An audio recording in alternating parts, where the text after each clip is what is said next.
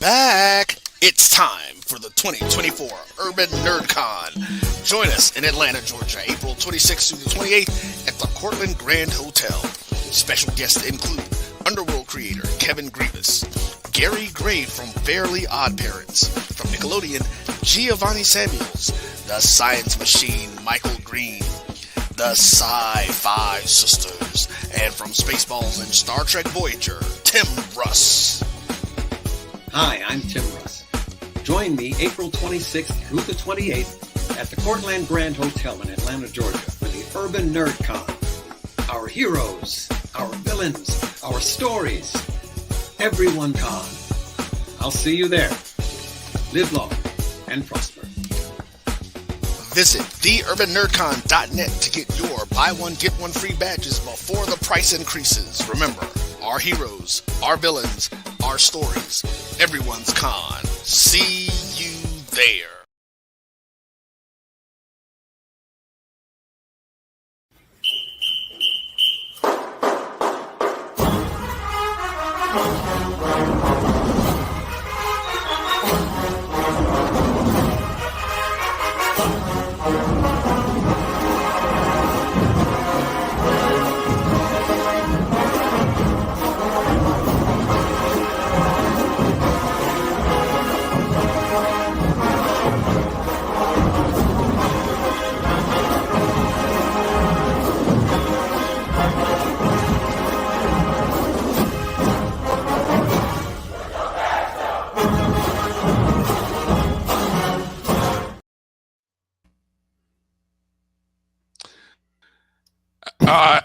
Hello. Are you there? Anybody there? Hello, good evening. Welcome to a live episode. What is that? What are you holding up there, Kelvin? What are you doing? What are you trying to say? What time is it? I'm throwing you under the bus, Bryan. Wow. What's new? Blame it on spring break. Welcome to another live. Yeah, exactly. Yeah, I'm not on spring break just yet, but welcome to a live episode of the O&G StrikeZone. Bryan Fulford here, Marcus Green, and Kelvin Rozier. Good to be on with you tonight. Sorry we were a few minutes late, 10 minutes late. I got caught up watching some SWAC basketball. Didn't get quite everything done that I had wanted to get done in preparation for this show, but your computer's still running a bit laggy, so I don't know, man. We'll see what happens. I'm still trying to load a couple of videos in the background, so we'll see what happens with this episode, man. We'll see how long I'm able to join you guys. But how are you doing this evening? Besides throwing me under the bus, what else is good with you tonight, fellas? Feel good, man. Yeah. Doing well. It's spring break. It's spring break up in these parts, right? So the chillins are out. Oh man. Marcus, how you doing tonight? I'm doing good. We had a few surprises this week, or at least one surprise. My surprise. You guys weren't surprised. And other than that, it's actually 70 degrees up here. So things are changing. Beautiful weather here too. Absolutely. Yeah. Yeah. Hopefully, and it's starting to get warm down here in Orlando, getting into the 80s. So, it is what it is. Goodbye, winter. Hello, spring. So hopefully, wherever you guys are watching us tonight, hopefully the weather is treating you well. Wherever you're at, let us know where you're checking in from in the chats, as well as many of the other folks who are in the chat room. Good to have everybody on. I want to thank everybody for joining us. You might be watching us on Instagram Live. I want to appreciate those who decided to join us via Instagram. That's at O&G StrikeZone. Make sure you're following us on Facebook, Twitter, and Instagram at O&G StrikeZone. You can also check out our YouTube page. A lot of our segments from our coaches that we talk to, maybe even just some conversations that we had. You can catch them on our YouTube page. You can also catch them on Facebook as well, or IG. I try to post them in different places. I want people to be following us in all 3 or 4 locations. So, I try to spread it out a little bit. Try to spread it out. We are part of the Black College Sports Network, so you may be watching us on the X feed on the BCSN, the Black College Sports Network. You could also be watching us on the Jericho Broadcast Network's YouTube page. That's at MyJBN Online. So hello to everybody there, and for everybody watching on the Jericho Broadcast Networks. Want to encourage you guys to go ahead and join our channel. Join the channel. Be a part of the Black College Sports Network movement. Help us to continue to bring out good quality content on a regular basis. Plenty of live shows and live games. We broadcast more HBCU basketball games than any other network. That's right, any other network. All right here on the Black College Sports Network. So I'm gonna pump my chest and say that. So I want to thank all of our partners from the SIC, and hopefully some others will soon join us as well. Coming up on tonight's show, of course, it's ladies' night. So we're going to talk about not just my, but the SWAC Player of the Year. We're going to talk about her, Miss Ariana Grizzle, my MVP, my POI. Tried to tell y'all, some of y'all didn't want to listen. We said it. All you had to do was listen to the show last week. We said it. That's all. Hey, look, we said it. This last game, she had to hit. She had to go over 20 against BCU, and we had made the tournament. Ding. Once we did those things, it was a wrap, baby. We tried to tell y'all. Folks didn't want to listen. People we love, people that know. Y'all want to argue all this other stuff, but we tried to tell you. We told y'all a month ago that she was in the, that she was going to be cooking the SWAC. But anyway. So y'all jump into mentions and give us our flowers. That's all we ask. We don't normally brag, but today we're going to brag. We're going to brag and tell you to give us our damn flowers.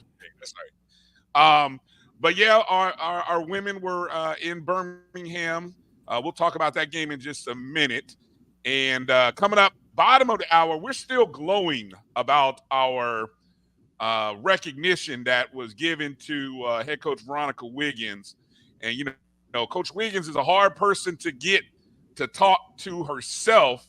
So we're going to take a moment, and we got the next best thing. We're going to talk to her, one of her former players, actually a young lady who actually spoke at the induction ceremony or the field naming ceremony.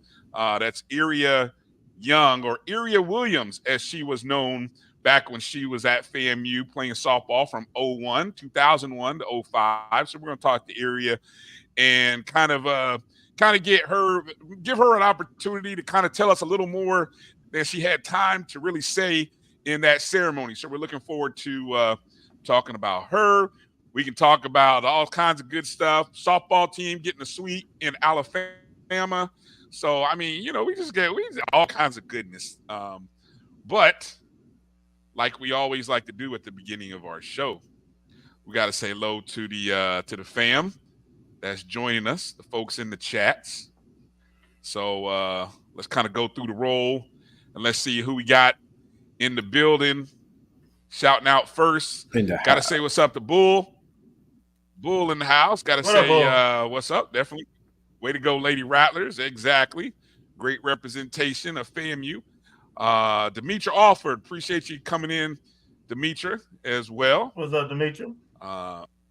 Meredith, we say hello to you, fam. What up, fam? How you doing? What's up, Meredith? Mary 305. Appreciate you jumping in, Mary. Always good to see you. MM Mac Webb. Yep. What's up, Mac Webb? Go fight, win. Good to have you. Keith, check in. What's up, podcast. Make sure you check out Keith and the Things Up podcast every Thursday night and Sunday. Oh yeah, Yeah, there you go. Uh-huh. Ashley C checking in. Good to see you, fam. What's up, Ashley? My clicker's moving a little slow here today. Story of my life. Sam Dixie, good to see you, Sam. What's up, Tailgater? Good to see you, Sam. Marcus JY checking in. Good to see you, Marcus. Megan's finest.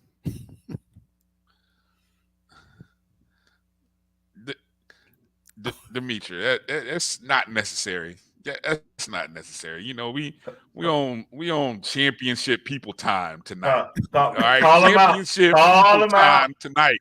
Call him out. Championship people time tonight. Oh, you even fronted me out in the chat room, Kelvin? Look at this. Look at this, Marcus. I just told him to go in the chat room. Hey, you told me to go in the chat room and say something. I said something. I didn't tell you to say it was all my fault. My God. Catching strays. Thank you, man. Appreciate the love.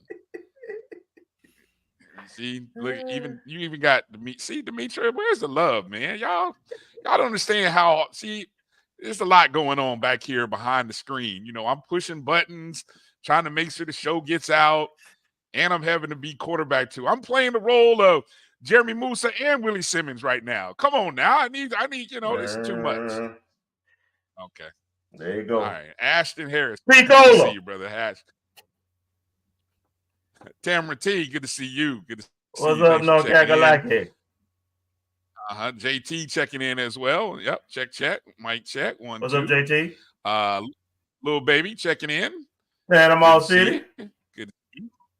Good to see you. James Austin checking in. Town. Good to see you.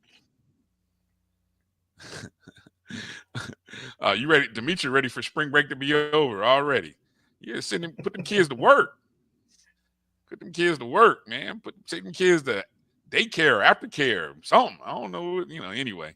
Marvin Allen checking in. Good to see y'all. Good to see y'all. Let me see. I think I saw Tony in here. Good to see you, Tony. Good to see the high checking in. Ken a little late getting in, but good to see you, Ken. What is this? I want to know how the head football coach. I don't. What is James talking about here? What? The head football coach, umpire, SEC. What? Anybody? Somebody decipher that. Help me out here, James. What are you trying to tell us? I'm lost. All right. Anyway, Marvin Allen checking in. Good to see Marvin. Give us some shouts out, some love to Grizzle. Melissa Wilson checking in. Hey, Melissa. All right. Good to see you. Dr. Lori. Good to see you, Doc. Checking in. Regulators, mount up. Exactly. Now the chat room is regulated. Now we know. Montre Bennett. Good to see you, Montre. What's up, Montre? 561.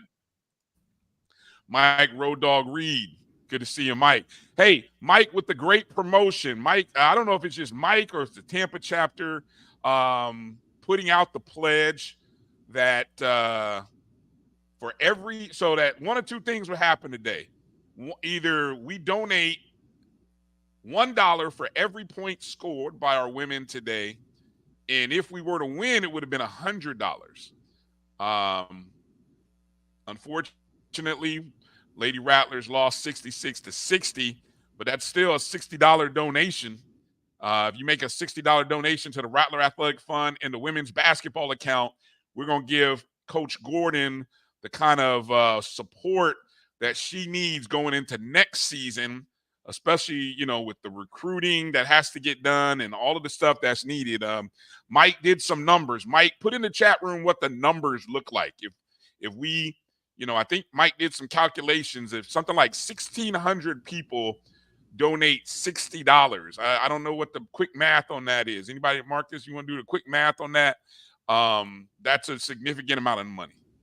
Two raffle tickets? A little bit more than 2 raffle tickets. Yes, just a little bit more than we're going to talk about that too. Good Jesus. Sam Gilbert, good to see you checking in. Hollow checking in. You're late. Hello, Don't Hollow. worry, Hollow. We were late We're too. close to Waiting on $10,000. Kelvin. We were late too. Don't worry about it, Hollow. You didn't miss that. Chuck Hunt checking in Where from you Monroe, from? Louisiana. Monroe, Louisiana. Morning. Is it morning where you're at, Chuck? What the hell? What's going on out there? I don't know. His clock is way back. Yeah, we sprung forward. Chuck, where are you at? Tell us where you at. He said Colsey is a SEC umpire. I didn't know that. Huh, interesting. Yeah. There's the numbers. Okay, so Mike said the lady scored. We scored 60, so that's 60. So $1,666. I don't like all them sixes together, Mike. Can we put a 7 after one of those? Yeah, I know. Yeah, come on now. We'd raise $100,000. That's $100,000 would be quite significant, no doubt. Quite significant for the ladies. So that's what the program definitely could use and need.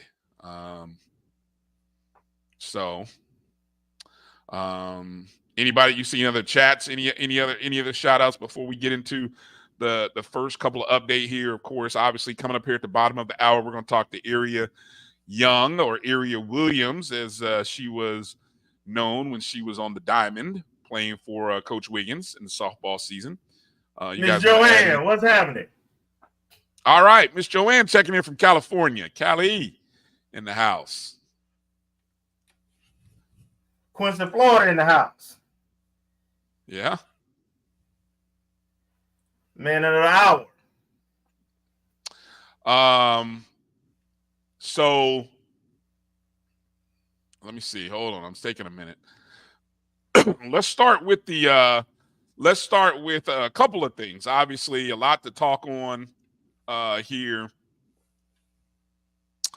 But we got to talk about her. First thing we got to talk about is we're going to talk about her.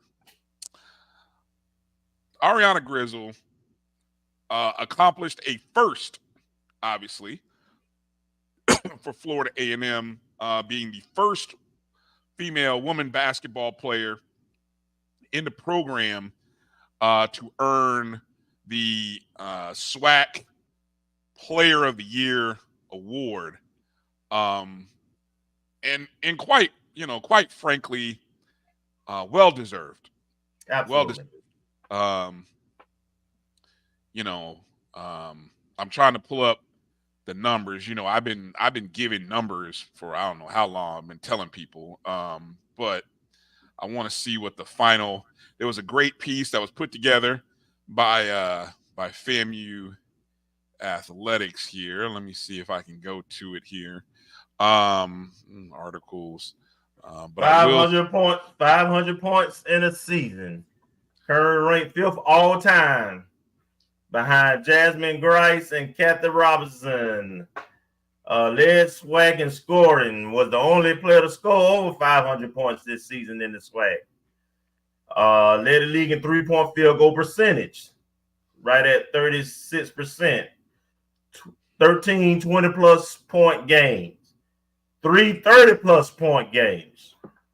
Finished second in steals with 67. Third in field goal percentage, 43%. 7th in assists with 84. 25th in rebounds with 103. So she hit a lot of buckets. Also, what I thought was kind of really impressive, she had the most 20-point games in the season, 13 of them. Capping off the 13th, of course, against Bethune-Cookman in that game on Saturday. And we'll talk about that. That was an amazing game, by the way. And then she had 3 30-point games during the season. The only, I think somebody may have gotten 2, but she had 3 of them. 2 of them were in conference play at Alabama A&M and against Texas Southern. But I don't know, fellas. Look, I think what's interesting about the award this year, and sometimes, I know the big conversation was, how can a player on the 7th place team get the award? But as we've kind of said, in a year where Jackson State, who's the 1 seed, Grambling, who's the 2 seed, really are teams, good teams, balanced, very good teams that don't have just one player that dominates the scoring. So in a year like that, where you have a player that is so impactful for their team. I mean, what did you say, Kelvin? I think you tweeted something out that without Grizzle, I mean, this team was what? This is a 2-win team. Yeah, we were 8-10 in conference. You said there were 2-win conference. I mean, what were we last year in conference? Like we won 3. I want to say 2 or 3. 2 or 3? We won 4 games overall. So in conference, we probably won 2 because then we have 2 Division 2 games, if I'm not mistaken, last year. Yeah. Out of conference. Yeah. So I don't know, man. Marcus, any particular stat that impressed you the most of Ariana's season this year?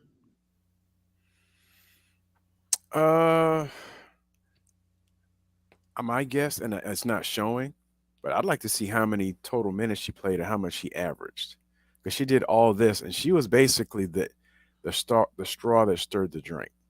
So I'd like to know how many minutes she averaged overall and even in conference.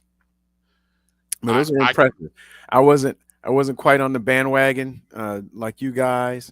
Not that she wasn't deserving of it, but I thought us being a 7th place team might have knocked it down a peg, because you can't discount in terms of from the voter standpoint, and sometimes you can't always discount the record of the team. And I thought that might have been something, even though we made it to the conference to the conference playoffs, the conference tournament. I wasn't sure if that would be enough, but it was, and there's no slight to her. But I mean, she turned it out this year, and you could even see when she went out, or even in today's game, when things broke down, or even when the offense starts with her. Yeah, it does. Yeah, it does. I mean, you could take a look there at the first team all SWAC, and usually your player of the year is going to come off of his first team. And with all credit to the 2 young ladies from Jackson State, neither one, I mean, they are very good players, impactful players for their team, but statistically, neither one are single-handedly that far above. Like in the previous years when J-State had Amisha, she was just so dominant. Zay Green, I think, we talked about it earlier in the week. Some of the issues at UAPB and the slide, her not being available for some games, I think that cost her. I think it hurt. And so like Kelvin said, Grizzle doing enough. And even though she didn't play the last 4 minutes of that game against Bethune, what she did in that contest was enough that mattered on the biggest stage to get FAMU into the tournament. And yeah, they were the 7 seed, but probably could have just as easily been the 6 seed. So and then look, the SWAC voters, here's what's funny about the SWAC voters. The men and the women, the conference players of the years came off the 6 seed and the 7 seed. So sometimes the points do add up. We'll come back and obviously the game earlier today, tough loss, 66-60. There you see some of the statistics from the ball game. I think there were 2 significant things that hurt us, and the first one was Olivia Delancey going out. What was that? The 3rd quarter when she went out? I don't remember. I know she fell hard, but I don't remember when. I want to say early. Looking at the minutes, 14. It might have been in the 2nd quarter when she went out, because she played. Sorry, she played 25 minutes. It was in the 3rd quarter. It was definitely in the 3rd quarter. She played 25 minutes. She had 14 points at the time she got hurt. And it just was impactful to the point that there was no number 2. And you saw Sydney Hendricks there in red. She fouled out. And look, we played the the final game against Bethune with what I think Hendricks, Grizzle, and Delancey all out with fouls, and we survived. But playing Grambling is different than playing Bethune. All all honesty. And we almost pulled it out still. We seen did. it play Grambling tough this year. I mean, they're the number 2 seed, but all 3 games. What was it? Triple overtime in the first one in Tallahassee. Yep. The one a couple weeks ago seemed like I didn't see it, but just it was some of the games. It was winnable. And then this one, I mean, I was kind of watching when I was supposed to be doing something else. Sure. So were a lot of people, Marcus. But, I missed. And someone came in my office like the last 2 minutes. I was like, "Are you joking me?" You're like, "Can you close the door, please?" Yeah. But I mean, the impressive thing about the team, because there were a couple spots where I thought, "Oh boy," because I know Graham went up 10. I think it was 51-41. Yes. I was like, this is where the depth is coming in. And I also started seeing, I think, coming into maybe the whole second quarter, it seemed like they were just double teaming the ball every time. They were just double teaming the ball, whoever had it. And it seemed like it was causing us issues, and we were kind of sputtering in the second quarter.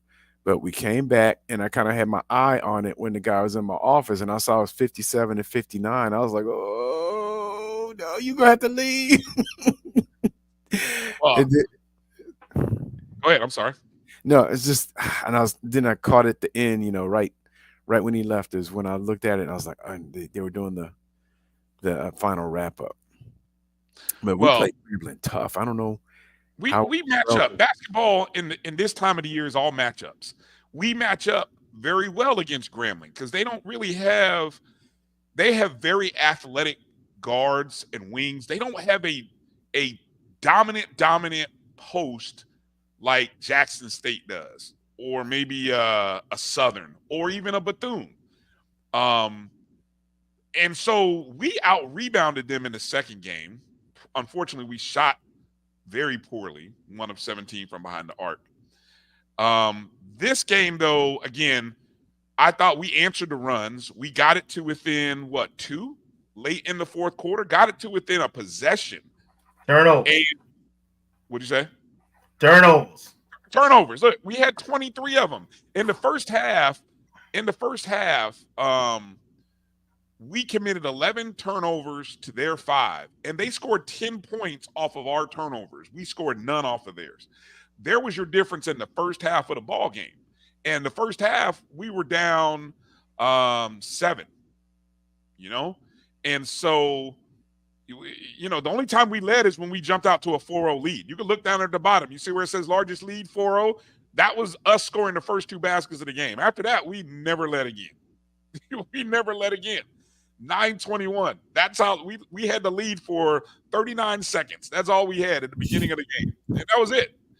And everything else, it was tied or we were playing from behind, which is due to our depth. Girls looking tired, talking to Liv, who was at the game, and she'll tell you there were some people that were playing a little tight, maybe a little nervous. There were some bad. I mean, look at the turnovers by Delancey, Suvarats, and Grizzle.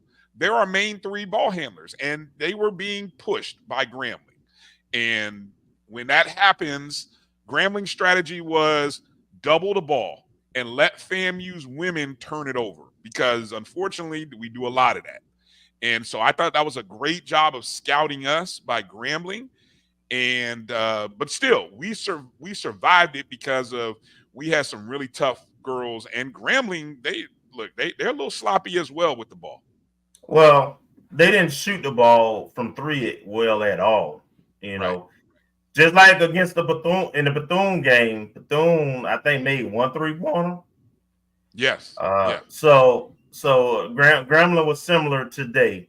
They didn't shoot the ball well, but the difference was they made pretty much all their free throws, whereas we missed a few, including a couple of late, and then turnovers. That was really the only difference in the game. But what I will say is this team is a reflection of their coach. As the season progressed, they are coached hard. They are coached tough. Yeah. And they display that on the court. So they able to play through adversity. They weren't the most talented team, but when they played against the best teams in the conference, they were competitive. Yep. Because even when, like you say, Bethune, we had 3 ladies to foul out our top 3 scorers. Right. And we still held on. So I thought that this was a great coaching job this year. We got as much as we could get out of this team. With and we actually dealt with injuries. Remember, we lost Sylvester, who was really the only other ball handler that we had. She wasn't there in this game. Yep, she wasn't there for this game. She went down. She missed the last like 4 or 5 games, right? Yeah. So great effort. Our team is trending in the right direction. We had the Player of the Year. We made our first SWAC conference. So, there's a lot to be proud of, and we definitely need to support this team and this coach financially. Yep. Again, you guys can make that donation, $60 donation, $1 for every point scored to the Rattler Athletic Fund. The women's basketball code, I believe, is 0007. Mike Reed, double check that. Put it in the chat room. Let me know. You can make a donation. Go to the Rattler Athletic Fund. There's the QR code right there. Rattler Athletic Fund. Do a scan of that code. $60. That's $1 for every point scored. That kind of seed, if as Mike said, 1,667 people donate, it'll be over $100,000 that'll go into the women's basketball account to help kickstart the first off season of recruiting for Coach. Who we're going, and later in the show, some interesting comments by Coach about the future in the post-game press conference. We'll play that a little bit later on. So coming up after the short break, we're going to switch over to the Diamond. We're going to talk with a softball alum, Eria Young, or Eria Williams, as she was known when she was on the Diamond. We're going to talk to her, and she's going to tell us a little more about her time playing under Coach Veronica Wiggins. She was a speaker at the ceremony on last Saturday, or Coach Wiggins' field naming ceremony. So we're looking forward to talking to her coming up after the break. You guys hang in there. Appreciate you joining us. You're watching the O&G StrikeZone right here on the Black College Sports Network. We'll be back in just a moment. The Cuvée Group is a Florida-based marketing and training consulting firm. We help businesses communicate to their target audience and engage them in conversation. We also help to expand their audiences, which will ultimately result in growth for those organizations. In addition to being a certified constant contact specialist, my colleagues and I are also certified in John Maxwell Leadership Principles. We use these proven principles to conduct workshops, training, and private coaching sessions for individuals and companies looking to take things to the next level. Contact us to schedule a free consultation. Issues today, don't delay, call Cuvée. This is the Dean of the College of HBCU Sports, Kenyatta Cavill of Dr. Cavill's Inside the HBCU Sports Lab with Mike Washington and Charles Bishop. Come mix it up in the lab where the course lecture is in session every Tuesday from 6 o'clock p.m. Central Standard Time on Facebook Live, YouTube Spreaker, or the BCSN app, as we discuss all things about the HBCU sports culture, including exploring the week that was in the sporting HBCU diaspora, as well as the upcoming week of HBCU sports. With me, the Dean, the College of HBCU Sports, on Dr. Cavill's Inside the HBCU Sports Lab with Mike Washington and Charles Bishop. Course lecture dismissed. From novice to aficionado, find yourself here. High quality cigars plus personal customer service.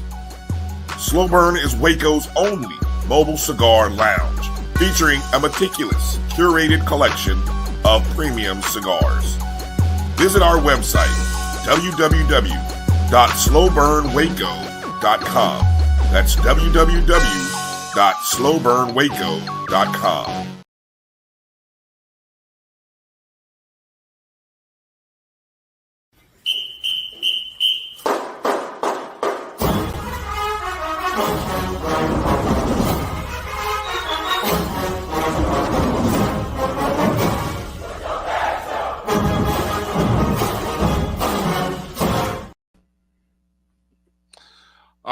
welcome back to the O&G StrikeZone. Bryan, Kelvin, and Marcus, and just getting some videos, get some of my pictures ready. Let me go ahead and bring in our guest coming in here right now to join us. That is our former softball, or actually, I shouldn't say former. She is a softball alum. Played from 2001 to 2005. Eria Young, or always known as Eria Williams, or as she was known during her time on the yard. Eria, thanks for joining us tonight. How are you? I'm good. Good evening, Kelvin, Marcus, and Rattler Nation. Hello. All right. Good to have you on with us tonight. Hey, so I reached out to Eria because I know she had spoke at Coach Wiggins' naming ceremony or field ceremony last week. And by the way, let me also first say, if anybody hasn't had a chance to check out, I know we retweeted it and I posted it, but if you haven't had to check out the great piece that Vaughn Wilson did with HBCU Game Day, absolutely magnificent stuff. Vaughn always does great work, has some great conversations or interviews with some people that weren't obviously in the ceremony as well. But Eria, let's start with, before we kind of get into going down memory lane with you, talk a little bit about, being asked to speak in that ceremony at that time and what that meant to you. Well, we were kind of all joking around. Coach Patterson was like, well, I have this person on the program, that person on the program. And then a couple of people were like, no, I don't want to do it. And we all started joking around and we were like, no, you should talk. And then the next thing I know, she was like, great, I'm adding you to the program. I was like, wait, hold on. But it's for Coach Wiggins, so I would do it. So it was an honor to speak on Coach Wiggins and just an honor to be part of her legacy. You're from Lakeland, Florida, correct? Talk a little bit about the recruiting. I mean, give us a little background about, how you came to FAMU. I mean, do you have Rattlers in the family? I'm sure Lakeland, there's a lot of Rattlers around in the area. Just talk about that recruiting process and just how the FAMU softball program came to be on your radar, how Coach Wiggins recruited you. Give us a little of the story on how you got to FAMU. So I am third generation.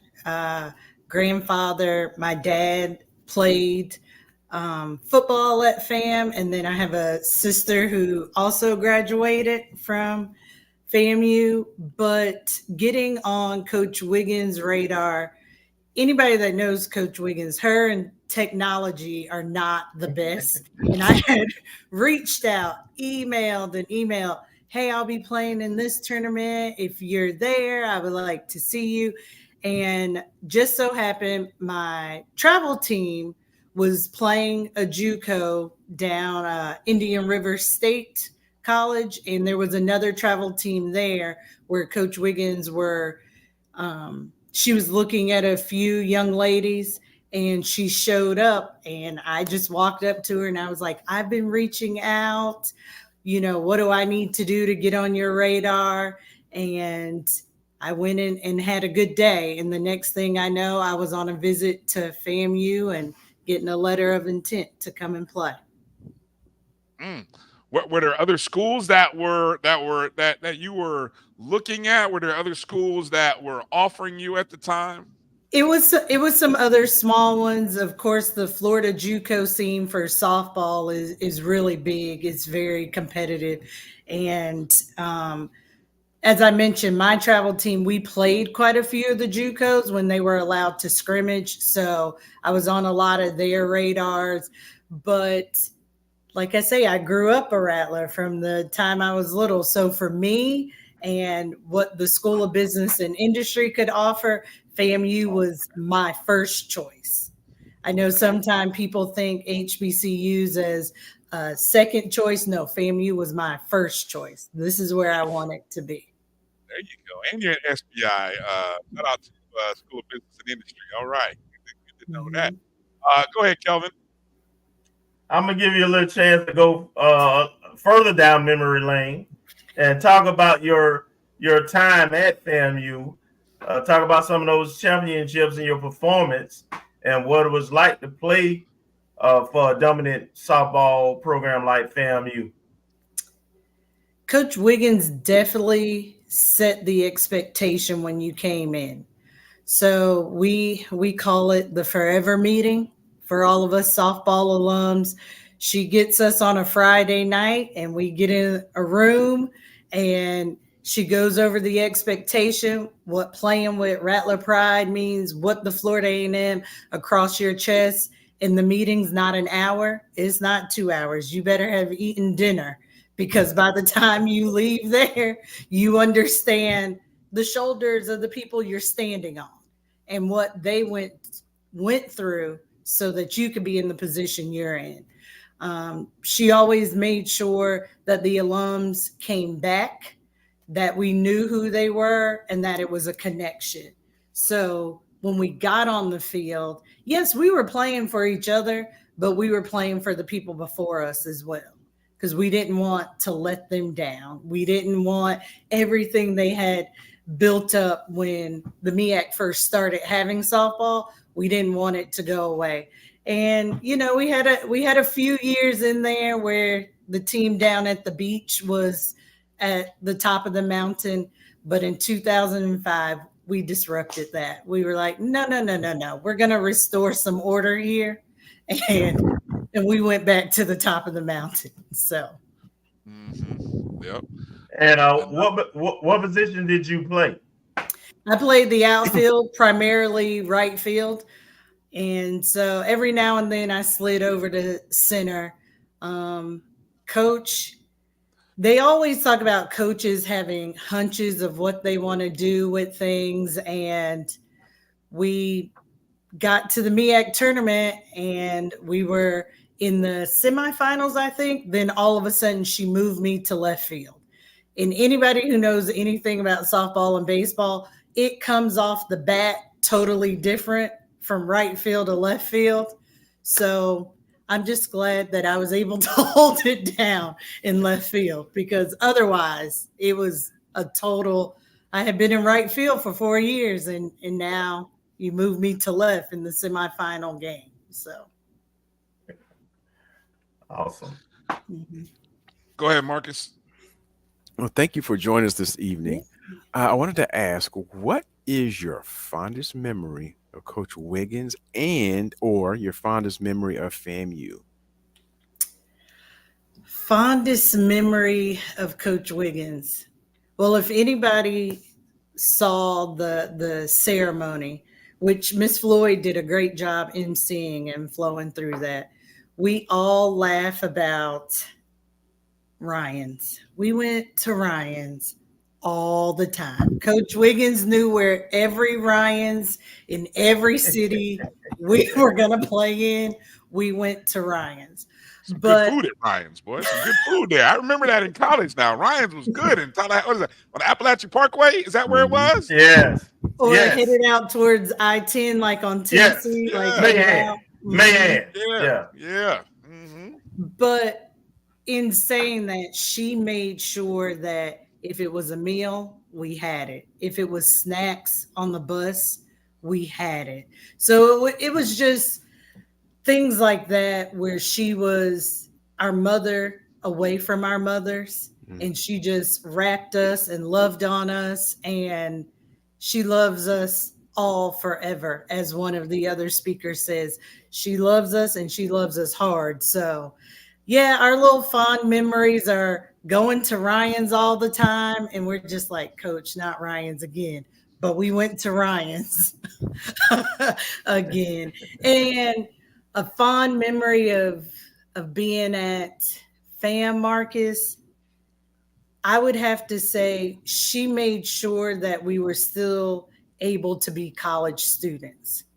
We had to give our time on the field, of course, but she made sure that when it was over, if something was going on in the gym, we might have been coming in with ice packs on, but we were able to come in and participate and see things like that. So just always making sure that as much work as we were putting in on the field, she made sure that we were able to be students on campus. Well, thank you. We got I see people in the chats reminiscing about Ryan's, boy. Y'all look, I see, my man Marvin said them rolls, and boy, I think Ryan's has such a variety. I think that's why Coach probably took y'all there, because you could go one day for a salad, maybe another day you want just some seafood, another day you want some steak, another day you want some shit. I mean, look, you had all kinds of stuff. I'm telling you, it wasn't a city that when we would come play South Carolina State, we knew where it was. When we came and played A&T, we knew where the Ryans. It was not a city we went to that we did not know where the Ryans was. And that's before GPS too. Hey, that was before membership cards. You imagine if they had like Ryan's membership points and stuff like that, boy. Woo. FAMU softball would have had all the points if that would have been the case. Yeah.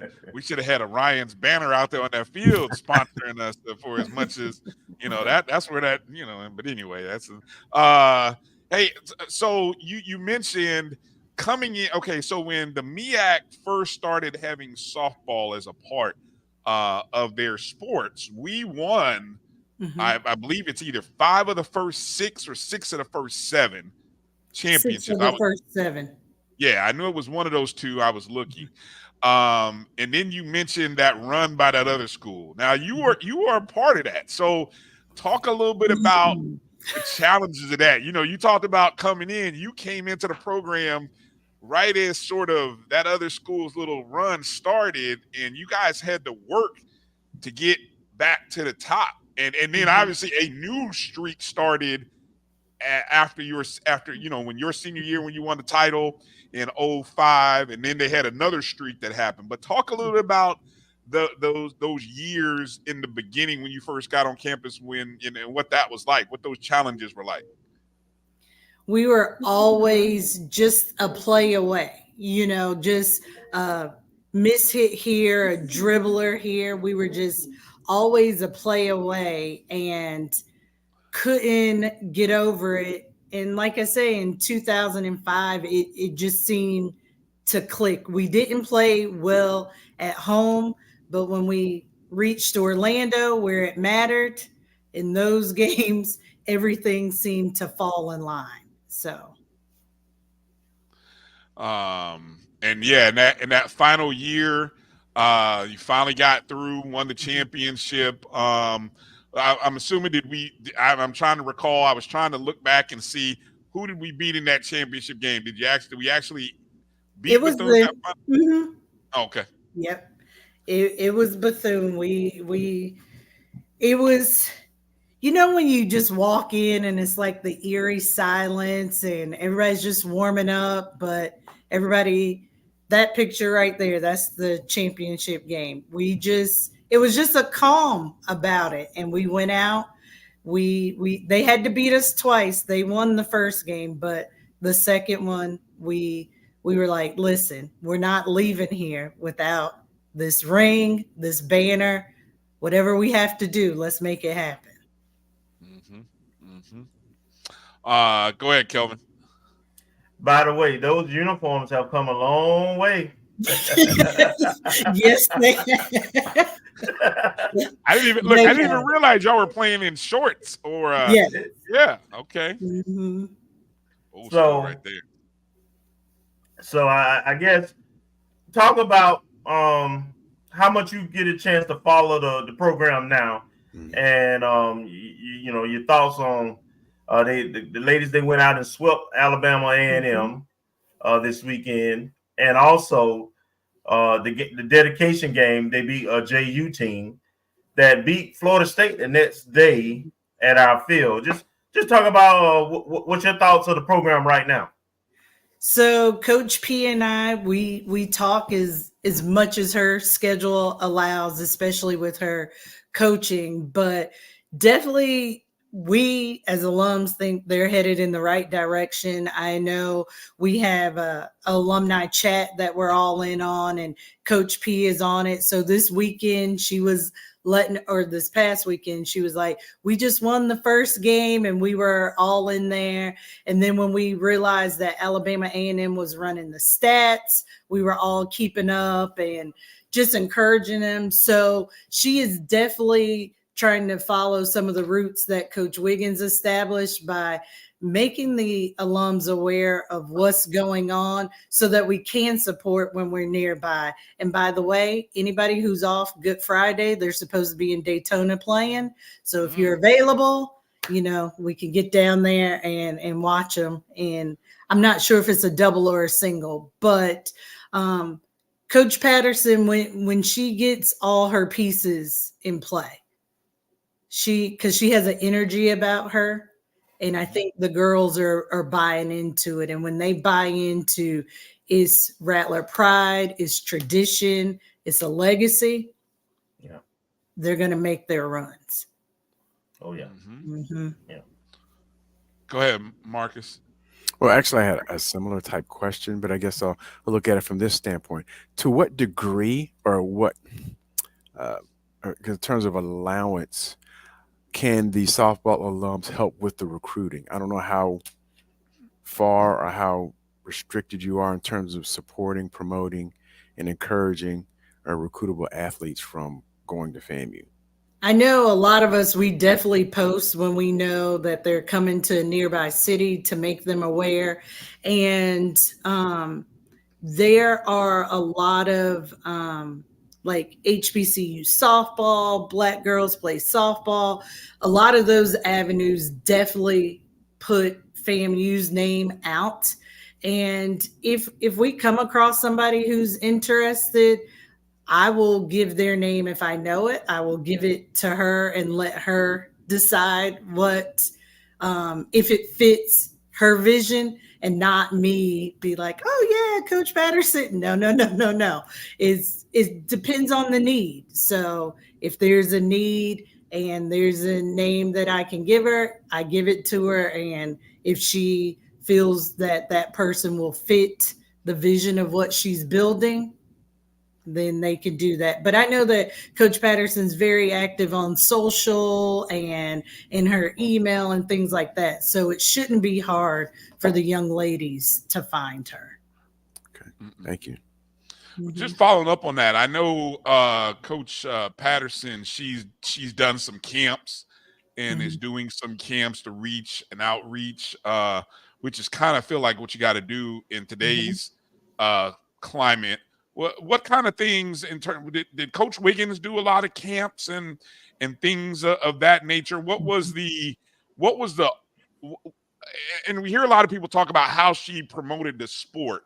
Talk a little bit about that, if you would. What kind of things did you see from your time coming up before you got to the program, things you saw during, and then maybe even after? What kind of things did she do specifically to really promote the sport and really promote FAMU softball? So every Saturday morning in the fall, a lot of people don't realize, but we were up bright and early because Coach Wiggins was part of the National Youth Sports Program. And we were up with the camp with all the locals from Southern Alabama, Southern Georgia, who could get to FAMU. And we were hosting a camp on Saturday mornings.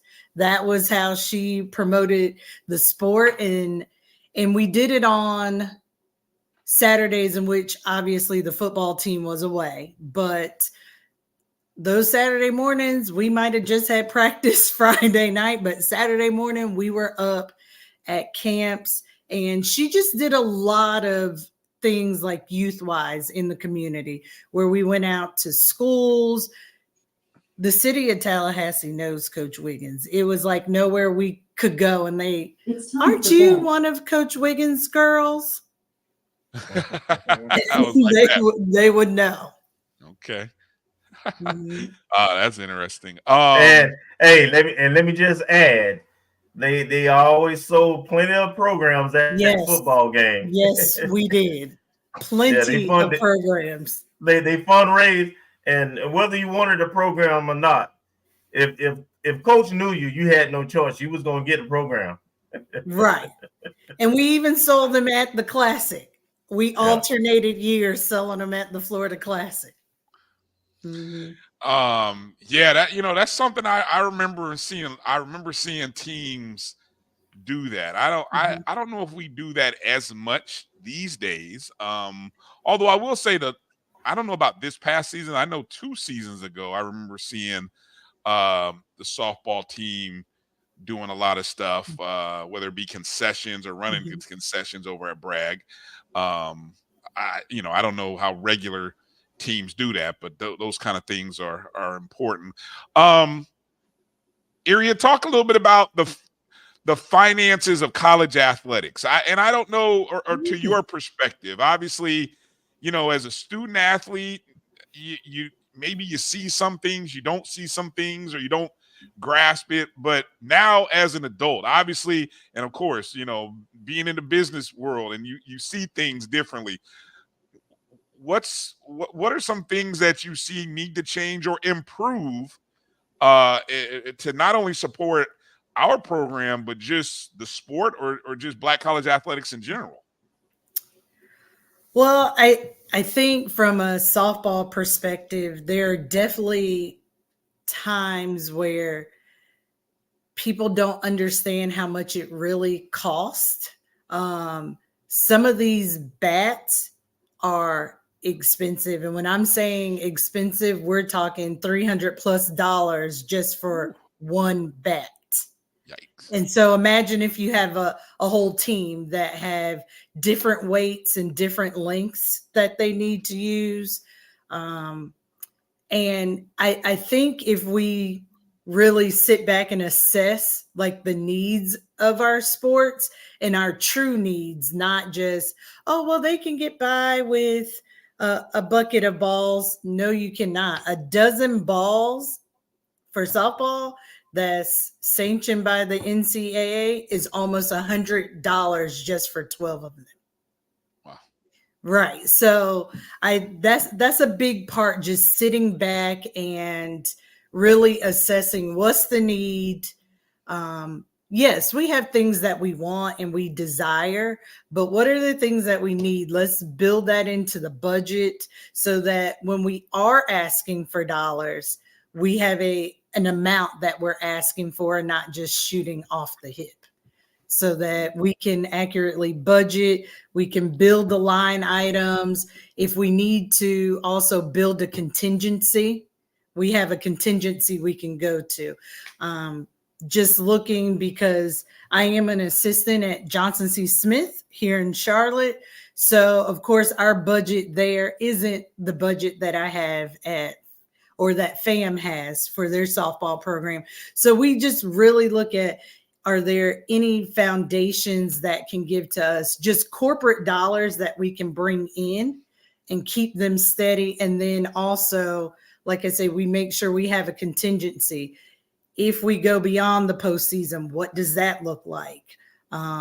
If the uniforms doesn't come through and we have to, spur of the moment, say it's the pink game and the jerseys, the fancy ones, they don't make it. What are we going to do? So we try to line item as much as possible and then have the contingency over to the side for the things that just pop up. Mm-hmm. That's that SBI training right there, boy. See, look, don't sleep. We learned that in SBI, folks. We learned that kind of stuff in SBI. That's where we get that stuff from. Kelvin or Marcus, any other questions or anything that we didn't cover that you wanted to talk with Eria about while we got her here? I'll just ask in general, what's your opinion, since you still kind of active with HBCU athletics and softball? What is required to make HBCU athletics more competitive? And when I say more competitive, championship level quality. I love what you said about the budget. See, that's educating the fan base and folks who watch about things that they normally wouldn't talk about. As a fan, all you care is, somebody get a hit, you score and you win. Mm-hmm. But it requires resources to make some of those things happen. So what's your overall impression of HBCU softball right now, and what can be done to help it? It's definitely, I can definitely see it on the rise. I know for my team, when we look at young ladies that will fit our program, we look at the whole package. What are we bringing to the table grade wise? What are we bringing athletic wise?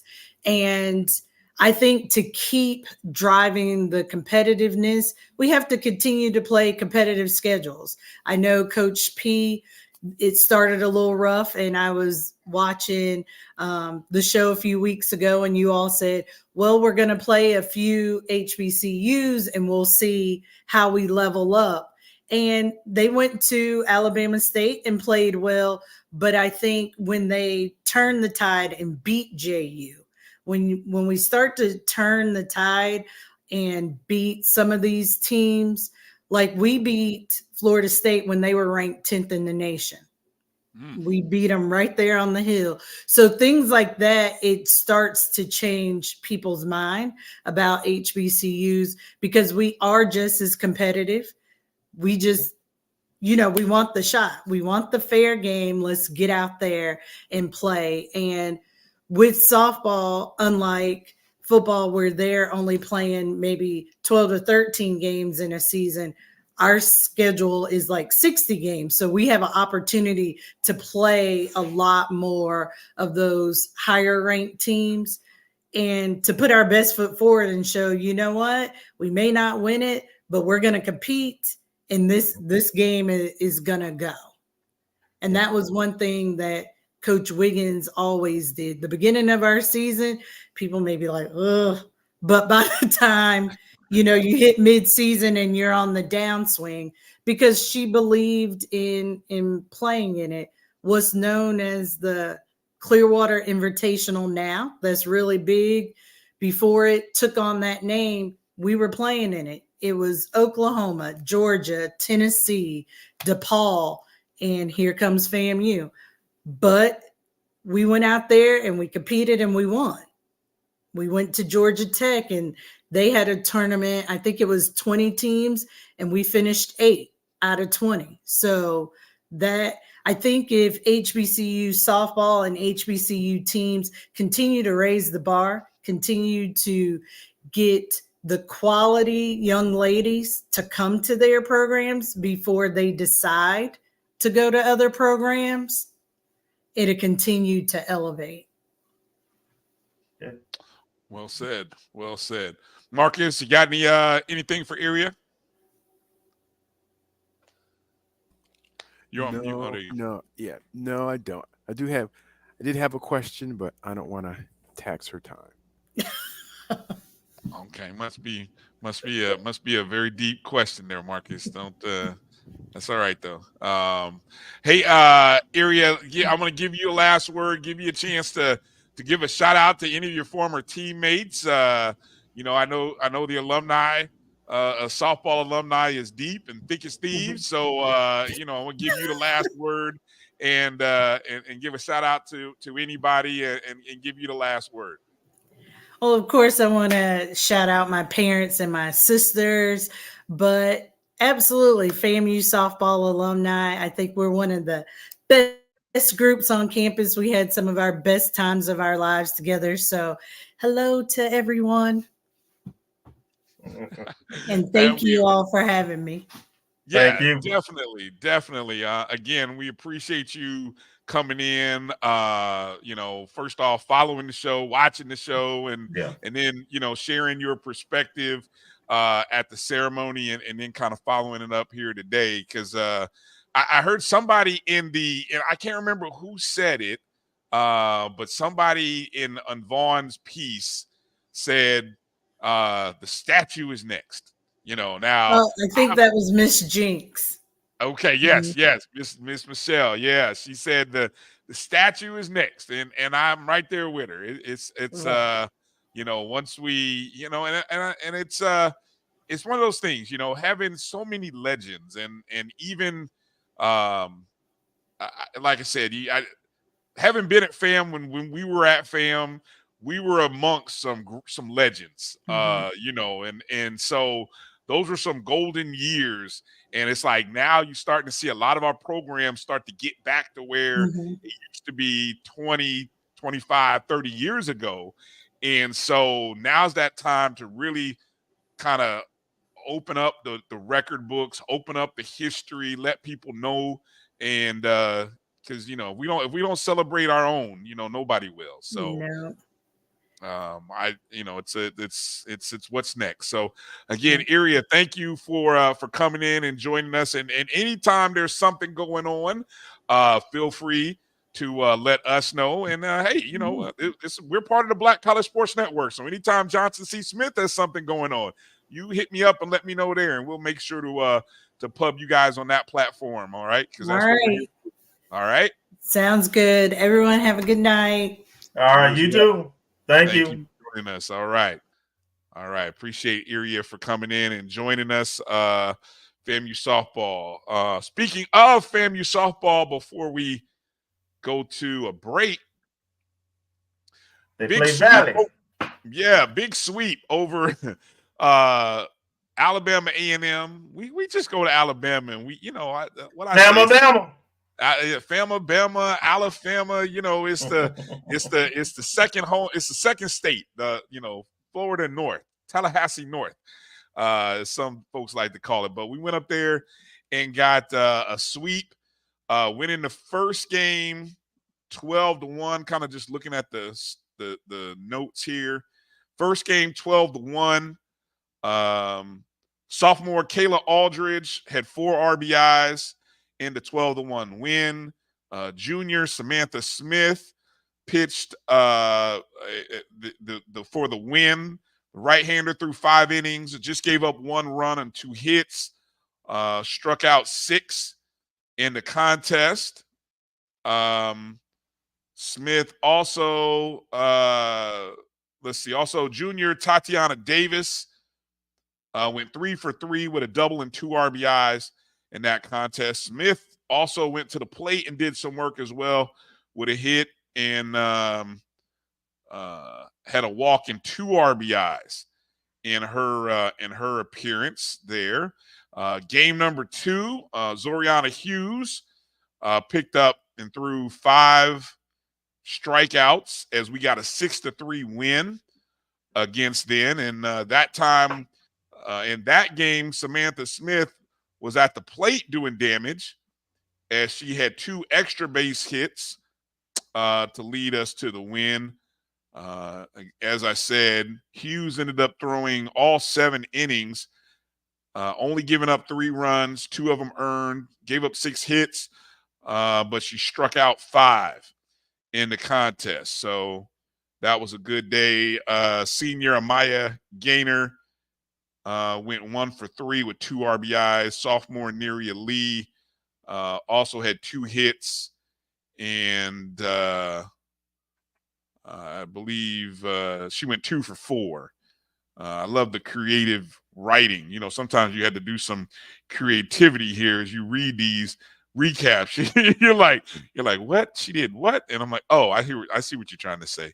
So anyway, and then the third game of the game of the night, rather, or the weekend, I should say. Let me say it right. 7-0. A 7-0 game. And that put us in a 4-game winning streak. Counting back, actually 4-game winning streak, 5 of the last 6. Nope, let me go back even further. 6 of the last 7. So that's what kind of run we're on right now. Pretty doggone impressive. Pretty impressive. And Kelvin, how about this young lady right here? Speaking of Samantha Smith, I don't know. You guys tell me, when's the last time you saw somebody get hitter of the week and co-pitcher of the week? I'm just curious. It doesn't seem like that happens every week. Doesn't happen often, man. And it just goes to say her talent level, man. And You know, I think Marcus brought her to attention when Coach P came on the show, and he was talking about new people coming to the look out for, and I know he called her name then. So that's awesome. That's impressive, and we have a really good chance to get another sweep. We're at home against Valley, so I'll definitely make it to at least a few of those games. Here's the stat line for Smith over the period where FAMU went 4-0. Obviously, not only did we get the 3 wins over Alabama A&M, but earlier in the week we had beat Mercer. So that's where the 4-game winning streak. But during that time, Smith was 6 for 10 at the plate, 4 doubles, had 5 RBIs, and a 1,000 slugging percentage. Now, those of you who are stat nerds like myself, you go do the math on what slugging percentage is. Just know 1,000 is pretty doggone good.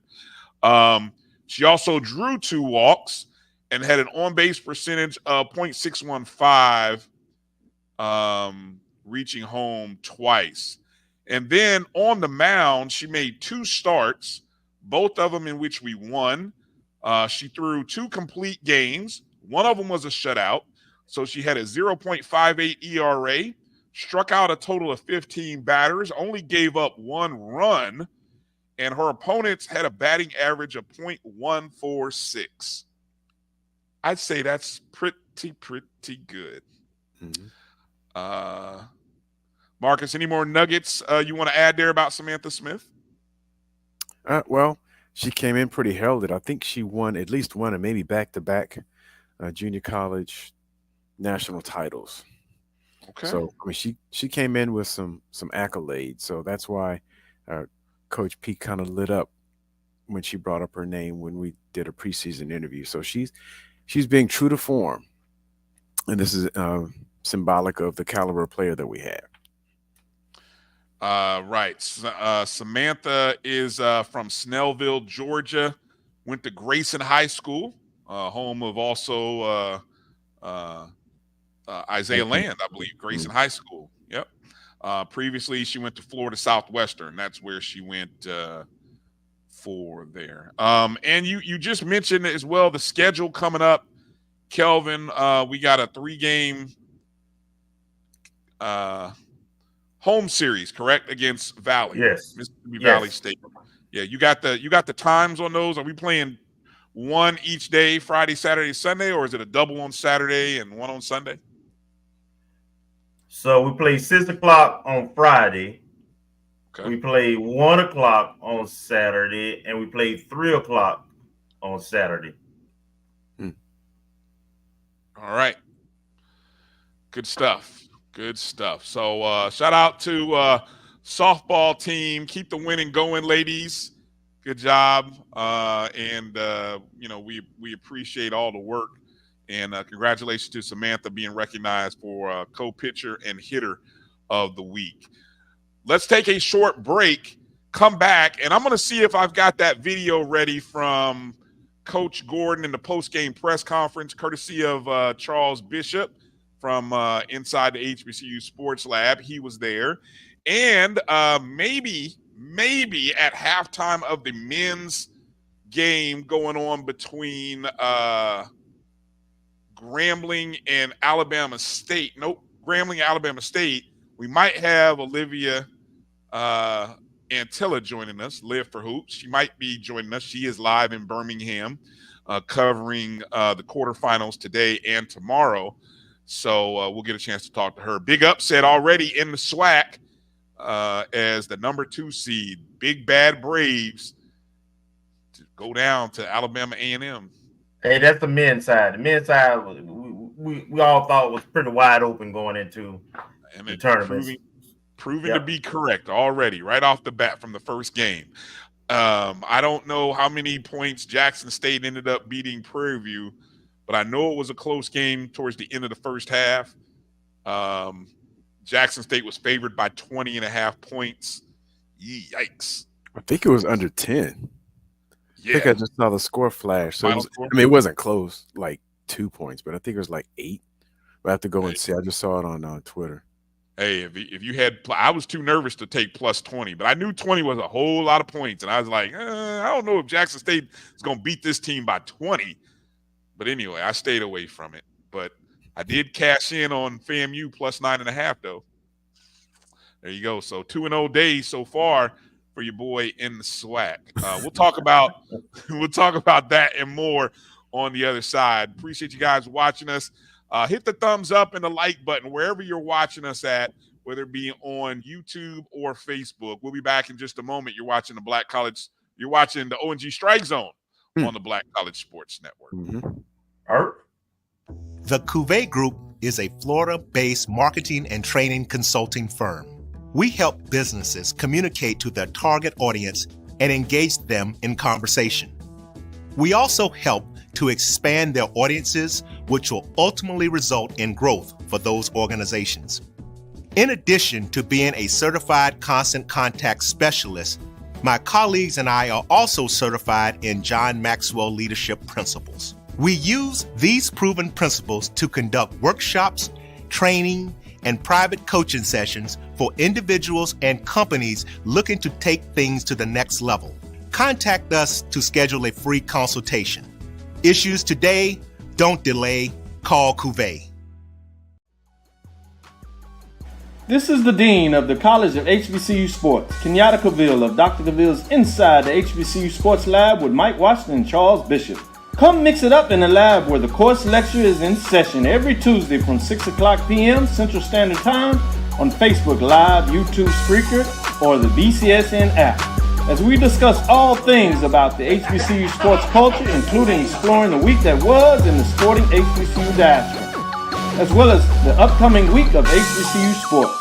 With me, the Dean, the College of HBCU Sports, on Dr. Cavill's Inside the HBCU Sports Lab with Mike Washington and Charles Bishop. Course lecture dismissed. From novice to aficionado, find yourself here. High quality cigars plus personal customer service. Slow Burn is Waco's only mobile cigar lounge, featuring a meticulous, curated collection of premium cigars. Visit our website, www.slowburnwaco.com. That's www.slowburnwaco.com.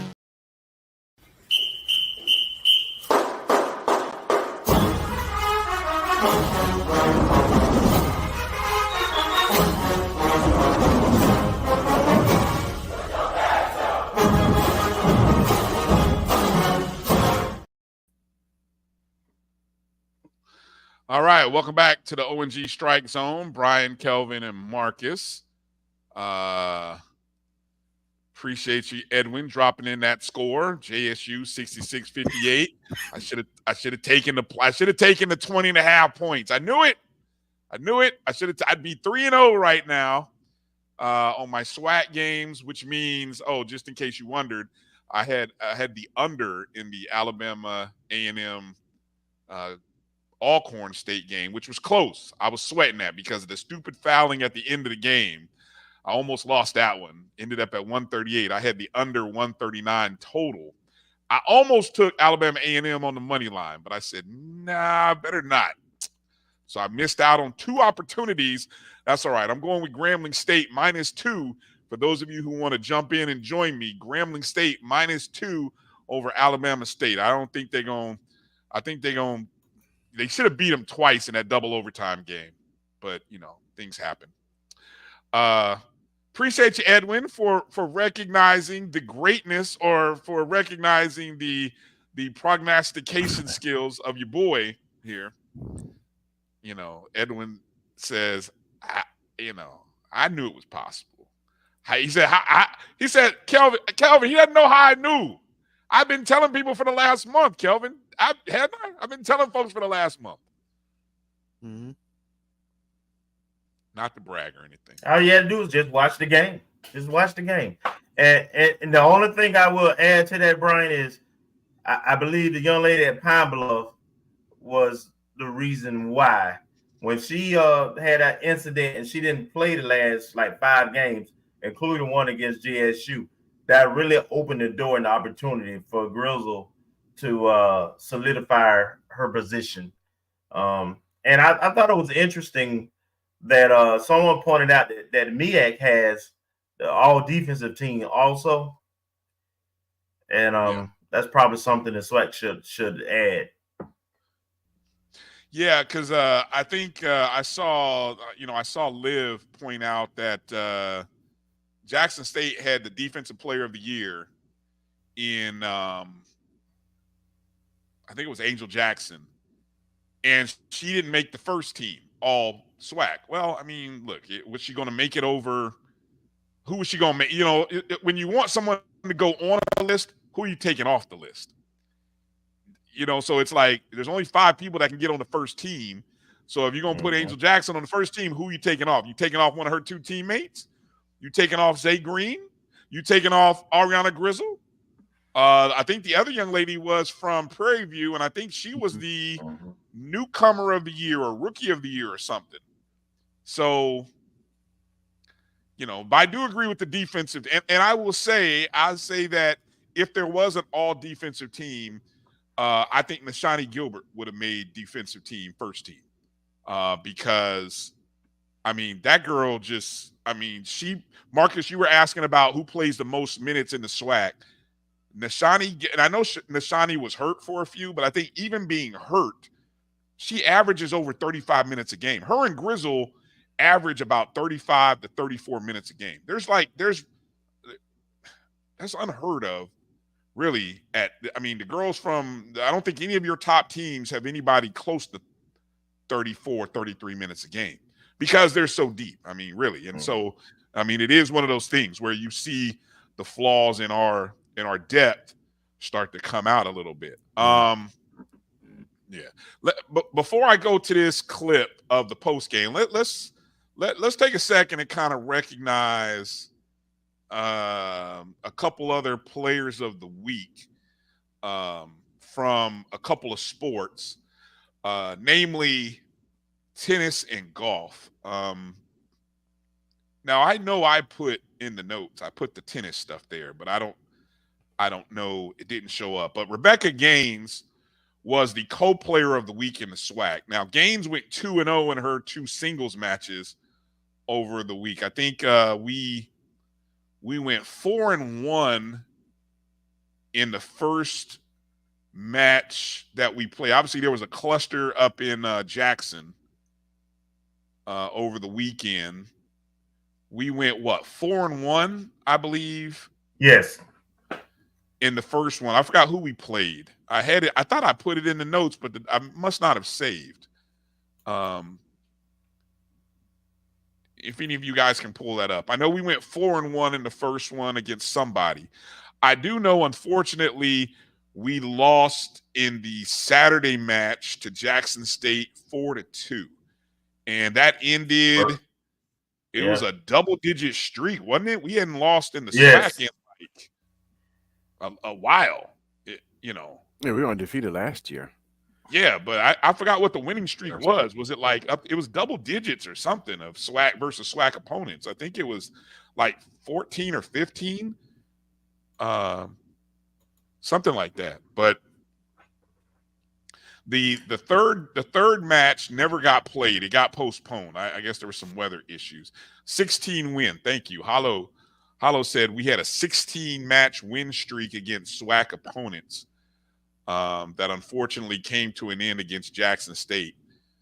And then, again, the match, maybe it was Alcorn who we played in the first one. Alabama A&M. Alabama A&M, yeah. Well, that's it.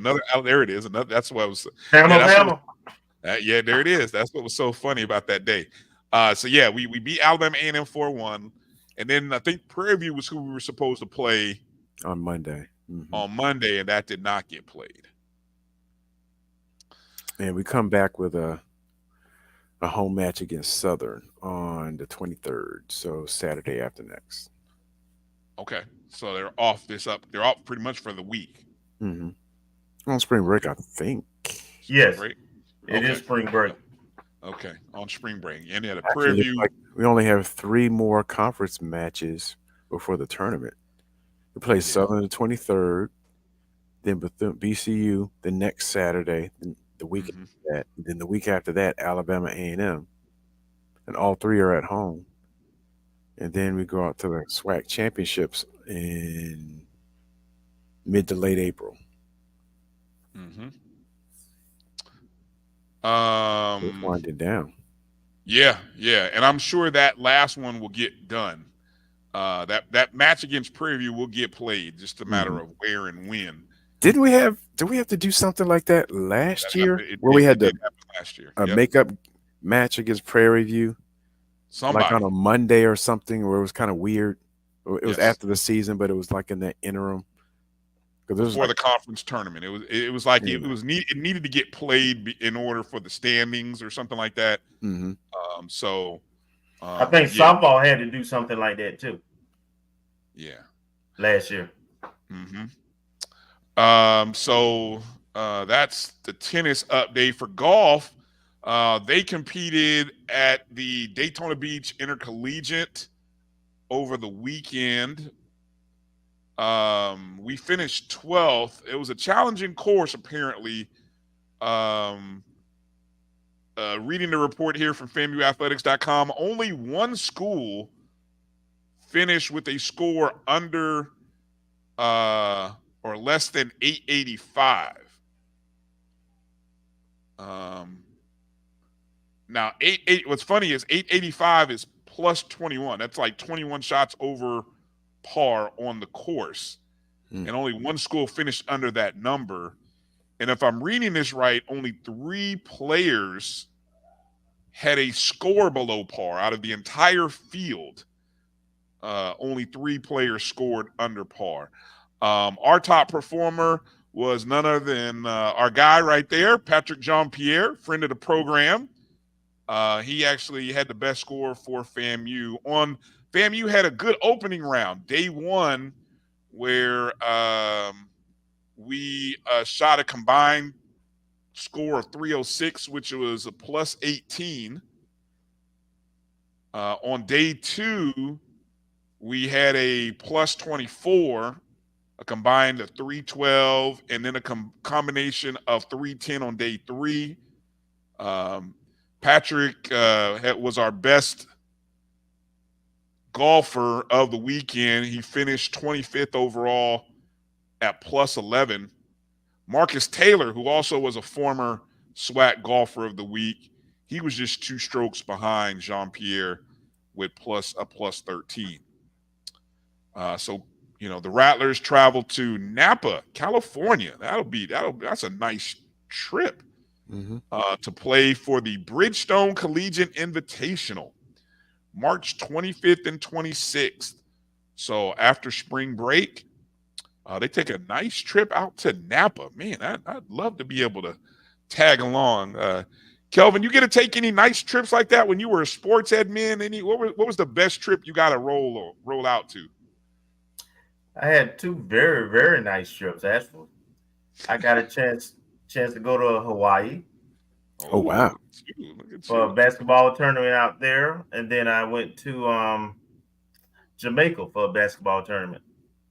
Well, look at you, big time, going out to Jamaica, and man,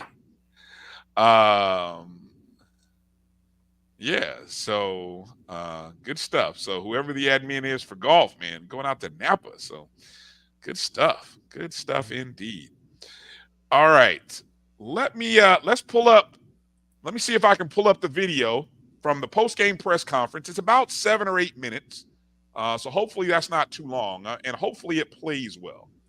I tried to do some stuff to the video, so I'm going to keep our fingers crossed here that the video plays well. This is the post-game press conference from today's contest. FAMU women falling to Grambling in the quarterfinals, 66-60. This is the post-game presser featuring Coach Gordon and Ariana Grizzle, courtesy of Charles Bishop from inside the HBCU Sports Lab. Fingers crossed that it plays well. It was a hard-fought game. First-year head coaches versus first-year head coaches, right? That's what everybody wants to talk about. But Our young ladies fought all year long, and we've been wounded, and we didn't make no excuses. We never made any excuses. We played hard. We fought to the end. Look at it. I have a walk-on that's playing 14 minutes, and we were still there. So, you know, hats off to Grambling State. Bittersweet, we got here. Nobody expected us to get here, so we know what it tastes like. We know what it feels like, and great season. I hate to see Ariana go. Might not be done yet, Ariana. So who knows what the future holds as far as that, but just a well-fought game. Coach Charles Bishop, inside the HBCU Sports Lab. I just wanted to ask, Grambling seemingly answered every run that you all had with a sort of a answer of their own. Just talk about just trying to get over the hill, if you will, in terms of dealing with this team. Yeah, you just see, like I said, we've been injury prone the whole time. So we have one of our starters to go down with a head injury. So you had the next man up mentality. So yes, they did a good job of runs, but we talked about that every team in Division I has a run in them. We just have to sustain the run. So yes, it was hard to get over that hump. And you know, as a coach, you're just trying to do everything that you have to do, putting out everything in order to stay close with what you got. What are your biggest takeaways from this past season? My biggest takeaway is, you know, I'm building a culture, a new culture here, a new system, a new sisterhood, I want to call it. My take on this season, it was bittersweet. Right, I didn't imagine my first head coaching job will sustain so many losses, but you learn so much from those losses. Right? We played a tough non-conference in the beginning that prepared us, and that's why we're here today, because of what our non-conference did for us, because we didn't have July. I have to remind everybody, I took this job on the 14th of August, and we had school on August the 28th. We got shut down because of a hurricane. So our first practice went into September. So when I look back at where I am and where we are as a team, but what I had with the hand that I was dealt, I think it's been a great job on everybody, just trusting the process, believing in me, and allowing me to push them, especially the young lady to the right. I mean, the huge part was because of her. That's why she was POY, Player of the Year, because she just listened and applied, and she continued to ask me to push her in a way that she hadn't been pushed before. She believed in me. So we're here because of what she did this season. Okay. Okay. So I'm gonna again, short notice with the video. So I appreciate you. Hopefully, I know there was a few pauses or skips in there. I'm gonna try to see what I can do to clean it up a little bit in post-production. So I'll look to post the whole video that Charles sent us later. But the big takeaway that you heard, a little bit of a breaking news there, Marcus and Kelvin. Coach kind of implying that Ariana might have some eligibility left. Yeah. What do you glean from that? You usually keep up with these years, Marcus. What does your numbers tell you? And is it obviously she played during COVID? She was in college, so does she have a COVID year still around? I'm not sure. Let me check right now. Because I know she played. I'm trying to look. She played at Alabama. Alabama, right? So did she play just 2 years at Alabama and then transferred to FAMU? Because if so, that would mean she does have a COVID year. Yeah, she does. Her freshman year was 2019, 2020. So there it is. Yeah, she's got a COVID year then. The question, yeah. So I mean, that's significant. If that is. And that's what was so curious because I know when we honored at the senior night when they honored Shannon Grant, I know Shannon Grant came into the year. He had 2 years of eligibility, obviously. So obviously he used one of them, but he's probably graduating. So maybe I guess. So what's your takeaway, Marcus and Kelvin? If Ariana does have a year of eligibility, now I'll say this: Dylan Horton, I believe, she last year had a year of eligibility left. She chose and she chose the University of San Diego. Yeah. Okay. She went back home, but she's from the California area. Yes. Right. Ariana's from Canada. I don't know. I'm assuming she came to play in Alabama and then went to FAM. So what kind of impact might it be on the future if Ariana holds on to eligibility and can come back another year? Oh, that'd be a boom for us, assuming she comes back, because now you have the reigning SWAC Player of the Year coming back.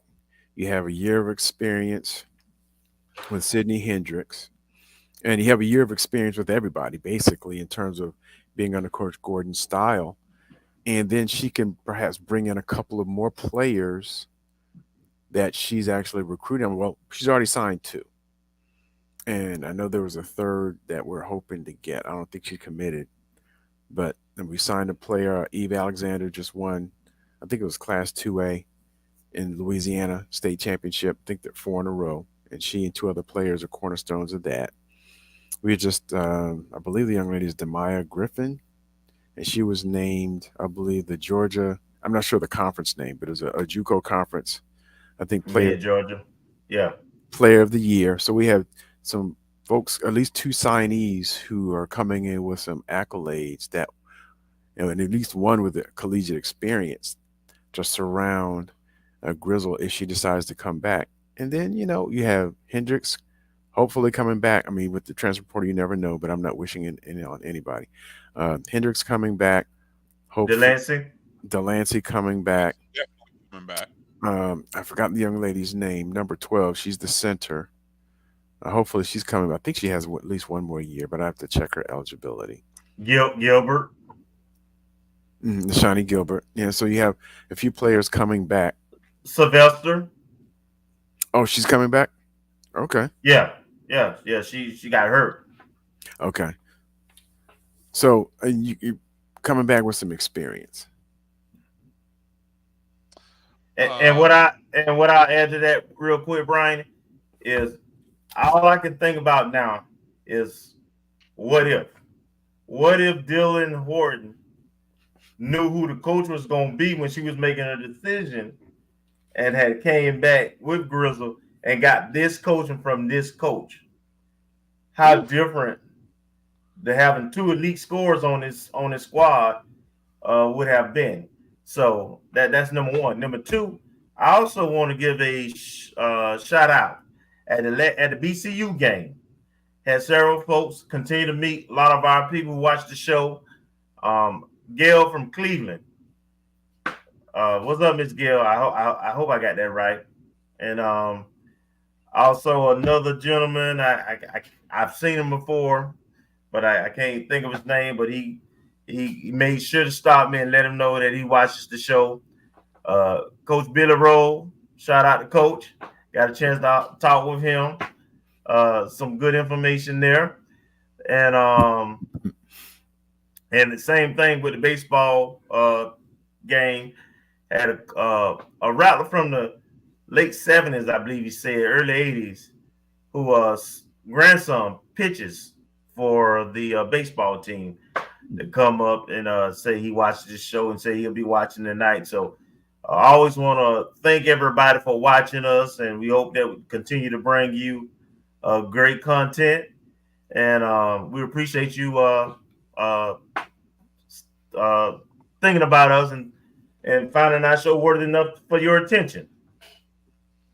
That's it. Shout out to Gail. Gail's in the house. Good to see you in the chat room, Miss Gail. Thank you for joining us tonight. Good stuff. Good stuff. Speaking of, you brought it up, so I guess we'll mention it. That game against Bethune-Cookman. What a day. What a day. Obviously the women started it off with a big game that they needed to win. Just unbelievable, the effort and the guts to do what they did in the final 4 minutes without. So like Delancey fouled out in the third quarter. In the third, yeah. Right. I think Hendricks fouled out early in the fourth. Yes. And then Grizzle fouled out she had 23 points. 4 minutes. About 4 minutes, 4:15 remaining. And at that point, what was the score? Was it a tie ball game, or we had a lead by 2? We were up by 2, I think. Yeah. And Bethune only scored, I think somebody said only scored 1 basket in the 2 baskets in the fourth quarter. Well, 2 points. 2 points. Yeah. Yeah. Yeah. They shot like 20% for the game. Yeah. They shot really bad. Yeah. Yeah, it was pretty bad. So yeah, that's how that game ended. And for the men, wow, just I can't call it anything but a bad beat. To borrow a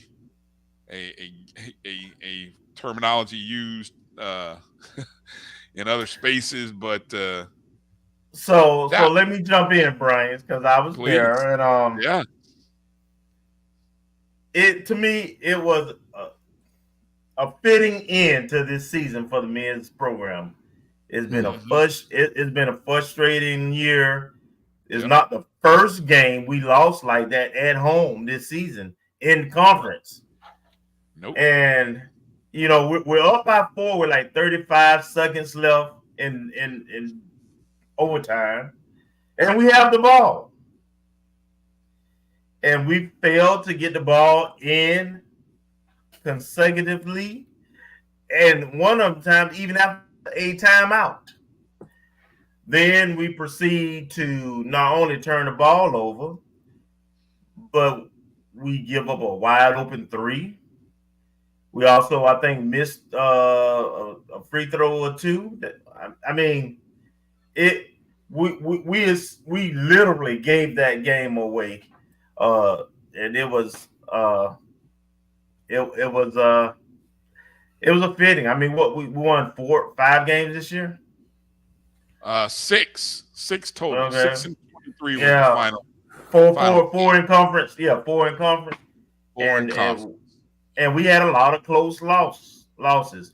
I know everybody's asking about any announcements, any words or anything. At this point, it's been silent on that front. Very silent. And so we'll see. I will say, I'm sure some of the things that are being considered is payouts and budget stuff.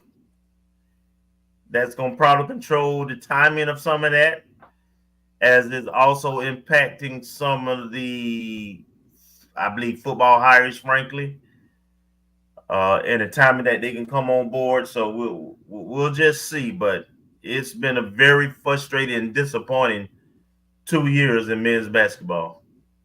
Can you clarify? Because every time someone asks me, I've heard some things and heard others. Does Coach McCullum have another year, or was this the end of the contract? To your knowledge,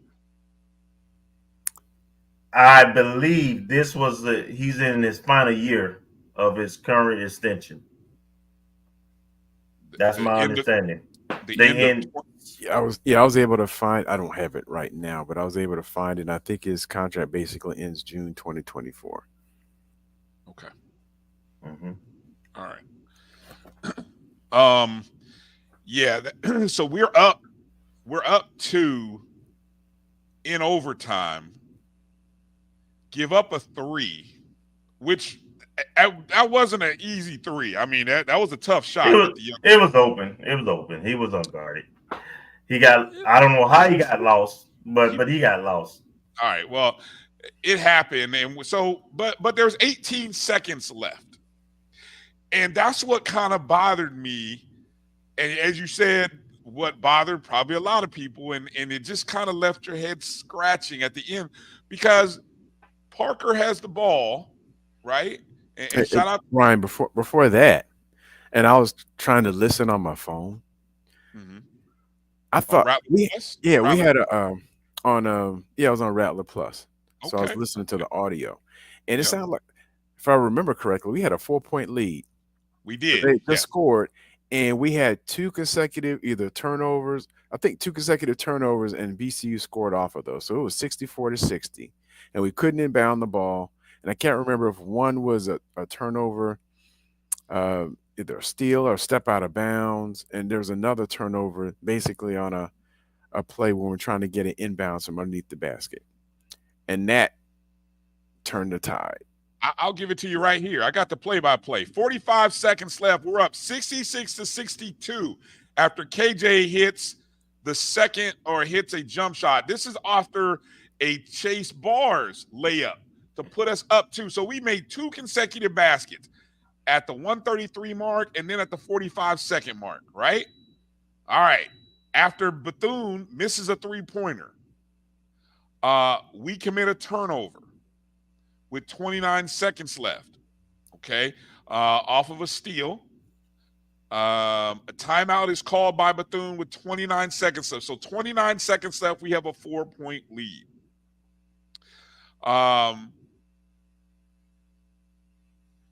Deshaun Dyson of Bethune misses a 3-pointer. They get the offensive rebound. We commit a foul. They go to the free throw line. Seneca Willoughby makes the first, makes the second. 24 seconds left. We got a 2-point lead. We commit a turnover. Literally 24 seconds. Let me interrupt you and add some context to something that we were talking about in the stands. So about the last 3 to 4 minutes, our big guy Shannon Grant wasn't in the game. Yeah, I remember. And we're not a great half court team, but when we're in the half court, our best offensive option is Shannon Grant, and he's a pretty decent free throw shooter also.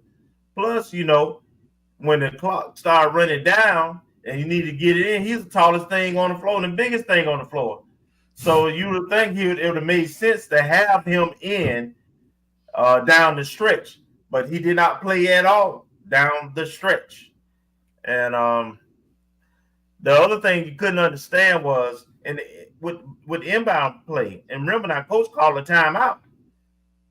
One of those times, nobody went deep at all. We had everybody in the front court and everybody breaking toward the basket, nobody breaking away. So that created a crowded area and didn't give many angles for the inbounder to get the ball in. It looked like bad basketball. So what I'm curious about is, with 18 seconds left, did we have any timeouts? I can't go back to find this. Did we have a timeout left, or did we use our last timeout prior to that?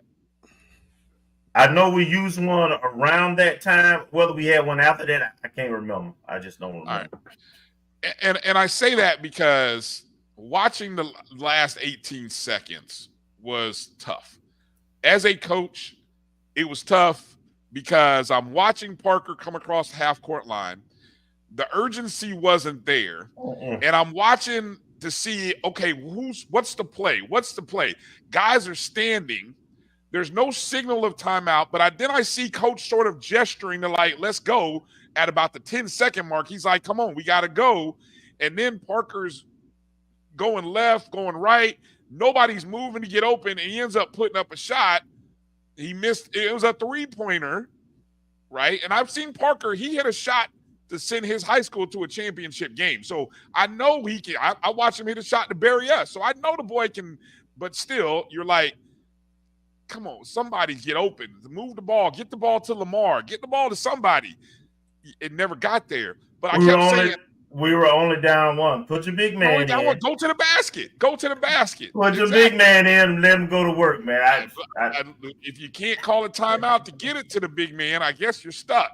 And that, I don't know. That's why I asked about the timeout situation, because we must not have had a timeout. I don't know. Yeah. Disappointing season. When I just scrolled back through and I was looking at these losses, like you said, a 1-point loss to Bethune. There are not too many games where we didn't have a lead at a point in some of these games. I mean, we lost to the number 1 team, Grambling, by 7 on the road. Winnable ball game. Alcorn, when we lost to Alcorn by 11, we had a lead. That was a close game. We lost by 3 to Prairie View. Lost by 3 to Texas Southern. Those 2 were home games that we lost. Pine Bluff. Where's the Pine Bluff game? Yeah. Pine Bluff by 2 on the road. Look, I know close only counts in horseshoes and hand grenades, so I'm gonna get off of this. Well, the point I think I gathered from that, and having watched a lot of these games, and we were leading in almost all the games you mentioned, is that's where coaching makes a difference. You know, the good coaches make the adjustments so the team can finish. And like we really didn't get off a shot that last play against BCU. We didn't get a legitimate look at the basket. It was very frustrating to watch. Like you say, there was nobody screening, nobody rolling to the basket, nobody coming back to the ball. I'm like, yeah. I'm glad the season over with. Because I felt frustrated as a fan watching it. And so now my frustration level is down a little bit for now. Well, I'll be honest, as much as you enjoy watching our women, our women's team was frustrating as well, just in terms of you understood why and the issue they were dealing with.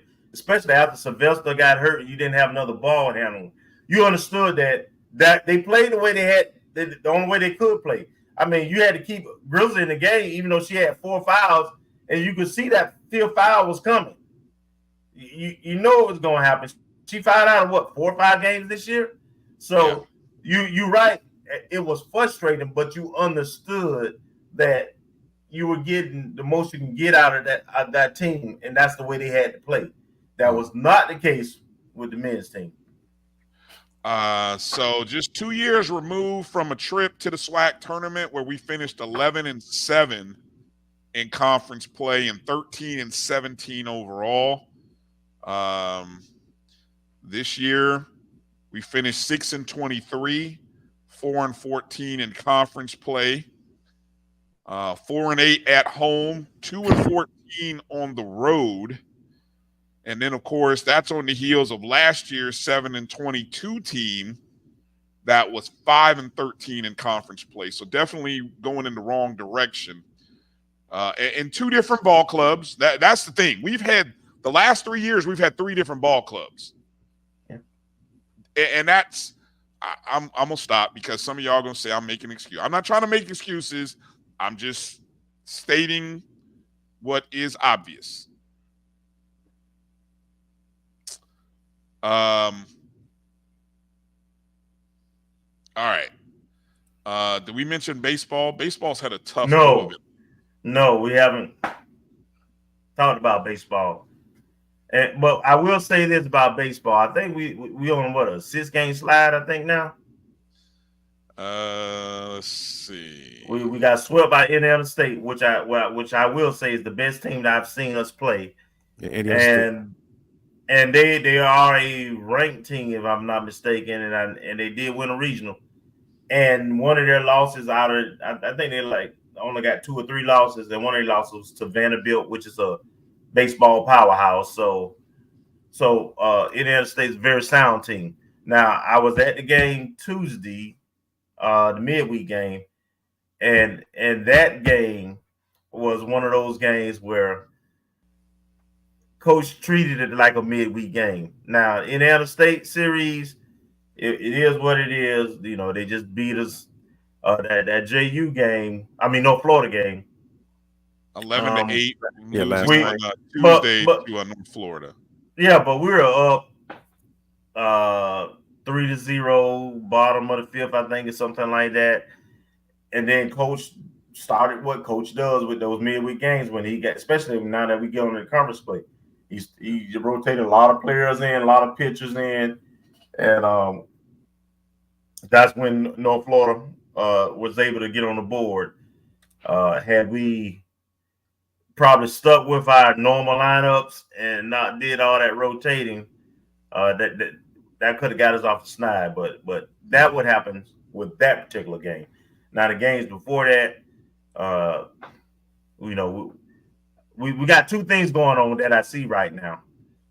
One, I don't like the swings that we're getting. Our offense is not clicking like it should. And part of what I see is guys trying to hit the ball out the park instead of going where the pitch is pitched. So our offense, last year we were averaging 7-8 runs a game. I think we've only got to that number maybe twice in the last 6 or 7 games. And then I'll say this. The pitching is actually noticeably better overall. But I don't know if we got a true number 1 and a true closer. So that remains to be seen. But I do expect the hitting to pick up as we go along. So that's my observation of this current slide. I just think our offense has got to pick up some. Mm-hmm. And we got to play cleaner. We've had the last 2 or 3 games, we've had a couple of errors too. That North Florida game, yes, we had a 3-0 lead heading into the top of the 7th. North Florida scored 4 to take the lead there. We weren't able to answer in the bottom half of the 7th. Then the inning in which they did the most damage was the 8th inning. I actually flipped on Rattlers Plus at that point and was watching a bases loaded. I don't know if the guy hit a homer to empty the bases or what, but it went from a close game to they scored 7 runs in the 8th inning, and they had an 11-4 lead at that point. We did put up 5 in the bottom of the 8th, though, so we cut it to the final deficit. With the final score was 11-8, so we did put up some runs in the bottom half of the 8th. And this problem is that's the last third of the game. That's the worst time to give up 11 runs, and essentially they did it in 2 innings. But you got to look at you got to read into the again, like that game. We had all second and third team was in by the time even the guys who made those who put up those 6 or 7 runs for us. They weren't our starters. We had rotated pretty much everybody out. Same with the pitching. We were deep into our depth at that point. So, it is what it is. We didn't put, that's how we treat these out of conference early mid-season games. So, as you were pointing out here, we have lost. We're now 5-12. We've lost 7 in a row. But guess who we got? Guess which state do we go to when we need to get right? Alabama. Alabama. That's right, folks. We go to home state of Alabama when we need to get right. We're in Alabama, Huntsville on Friday. We take on the Bulldogs in a weekend series. First game is Friday, 4 o'clock in the afternoon. Then we play 2 o'clock in the afternoon on Saturday, and then 1 o'clock on Sunday. So nothing says get right like going to Alabama A&M or going to Alabama. Then interesting, next Wednesday, man, this is going to mess with me, guys, because I was debating on going this. Next Wednesday, we are at USF, 6 p.m. I was going, you guys don't mind? You guys want to host the show? You guys can run the show, can't you, next week? I was going to go to South Florida, go over to Tampa and watch this game. But anyway, we're at maybe I can get Tampa to give me a radio booth. Maybe I can do the show live from the radio booth at USF. I don't know. But anyway, I know the Tampa Rattlers, the Tampa area Rattlers were doing a promotion with that contest. So if you are a Tampa area Rattler or anybody near the Tampa Clearwater area, Wednesday night, March 20th, that's next Wednesday, you can go check out our boys at South Florida. Be good to see. That's a nice ballpark that South Florida has. Be nice to get out there. And then the following weekend, guess who we play? In Daytona Beach. Yes, sir. Got the Wildcats in Daytona Beach at Jackie Robinson Stadium. So that'll be a good one. That's my spring break weekend. I definitely got to go try to make that one. Got to do it. Okay.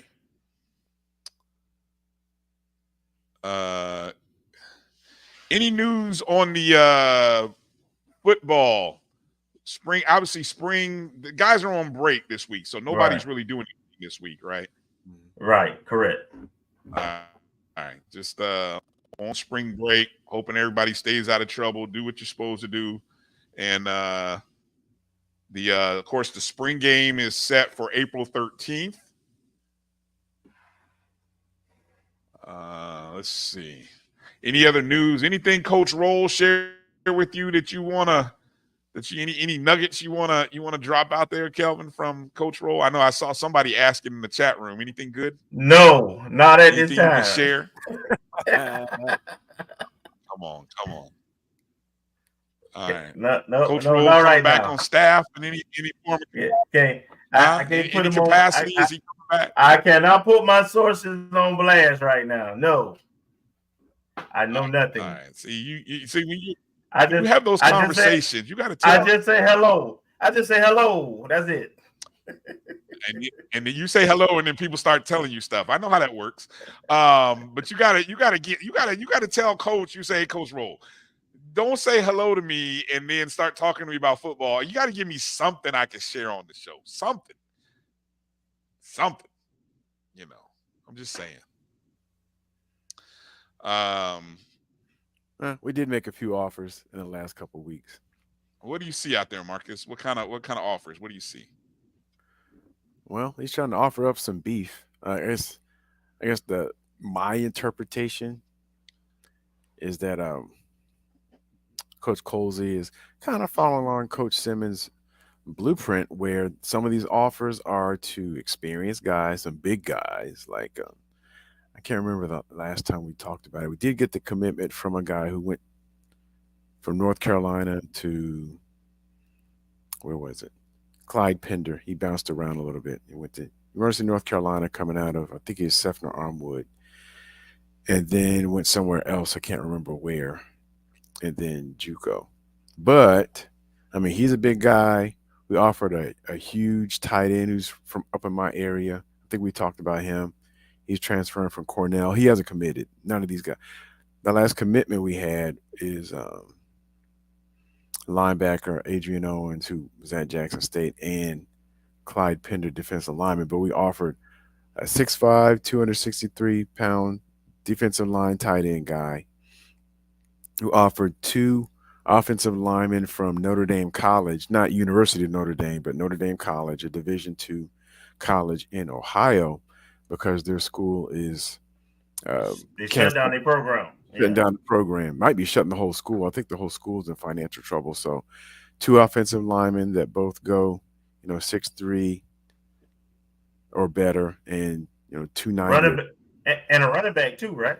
Yep, a transfer running back who's at Reedley Community College, but he also was at Notre Dame College for his freshman year, and he's out of Brooksville, Florida, out of Central High School. So I don't know if he goes far back enough to have played under one of our former offensive linemen who's now at O'Galley, but he was a previous coach, I think, at Central Brooksville a few years ago. And we offered a preferred walk-on to Justin Squire, who's the defensive end linebacker, goes about 6'3", 200, out of Mandarin High School. So we've made a few offers, but just overall, I'm seeing the size and beef and experience that's being offered. The offers are trickling out. We're not getting the same volume that we did with Coach Rispers, but just the people that are being offered are kind of, they're big, got some beef, and I'm thinking he wants to pound the rock. He wants to make people submit because he's offering some big dudes from tight ends, linemen, running backs. And I know he still needs some wide receiver depth, but it seems like just he's loading up to just like pound and ground. So we'll see what happens. Good stuff. Good stuff. Yes, indeed. Look, that's what Marcus does. You guys don't know. Marcus, we keep trying to tell you, you want to stay abreast of what's going on in recruiting. Marcus knows. Marcus has got all the tea when it comes to recruiting. He knows what's happening. That's what that's what my kids at school call it. That's how I stay young. That's how I stay young. I can keep up with all the lingo. But anyway, all right, before I just got a text from Liv. There's like a couple minutes left in the first half of that Grambling-Alabama State game. She's going to join us at halftime for a few short minutes before we break out of here. We got to talk about the latest fundraising escapades that are sweeping the interwebs. There are two of them that are happening now. Okay, you guys be honest and tell me, obviously the whole what recently came out was the announcement of businesses or people having the opportunity to sponsor rings for the football team. An idea that was mentioned back in, I want to say November by the boosters at the booster meeting. I happened to be on the call when I heard it first mentioned. It wasn't introduced back in early February when the whole fan ring thing came out, but in early last week, it came out as an opportunity for fans to, spend $200 and sponsor. Now, look, a statement later came out in a reply, I forgot to who, but a reply by our AD said that the rings have been paid for because people were like, well, is this money going to help cover the cost? See, I've heard two things. I've heard that the money is being used I told you all when the fan promotion came out what it was being used for. That was later confirmed at the 220 Club by the AD that it was to help pay for the fan rings. Then when this promotion came up, in a tweet, she replied stating that the rings are paid for, they're ordered and paid for.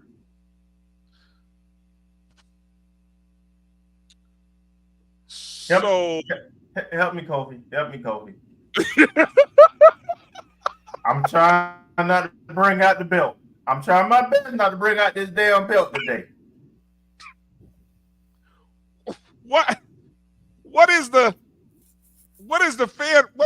Okay, good Lord. Hold on. We're not going to go too deep because we know we got limited time. I'm just going to ask the question. What in the Sam heck is going on? What are we fundraising? And we got raffles for, I don't even know hold on. Somebody in the chat room, tell me what a Telfar bag purse is. What is that? Is that something that men can wear? Is that just a women's purse? It's like a $200. it's like a $260 bag, man. I don't know what the hell. More than that. I don't know what the hell we doing. All right, let me just say this quickly because Liv is on hold. Quickly, okay. Go. I'm gonna try to be nice, as possible. Nice. So Eddie Jackson 220 Club talk about $1 million campaign, raising $1 million in 5 months. Right. And then we got a purse raffle and ring sponsorship. I mean, yeah.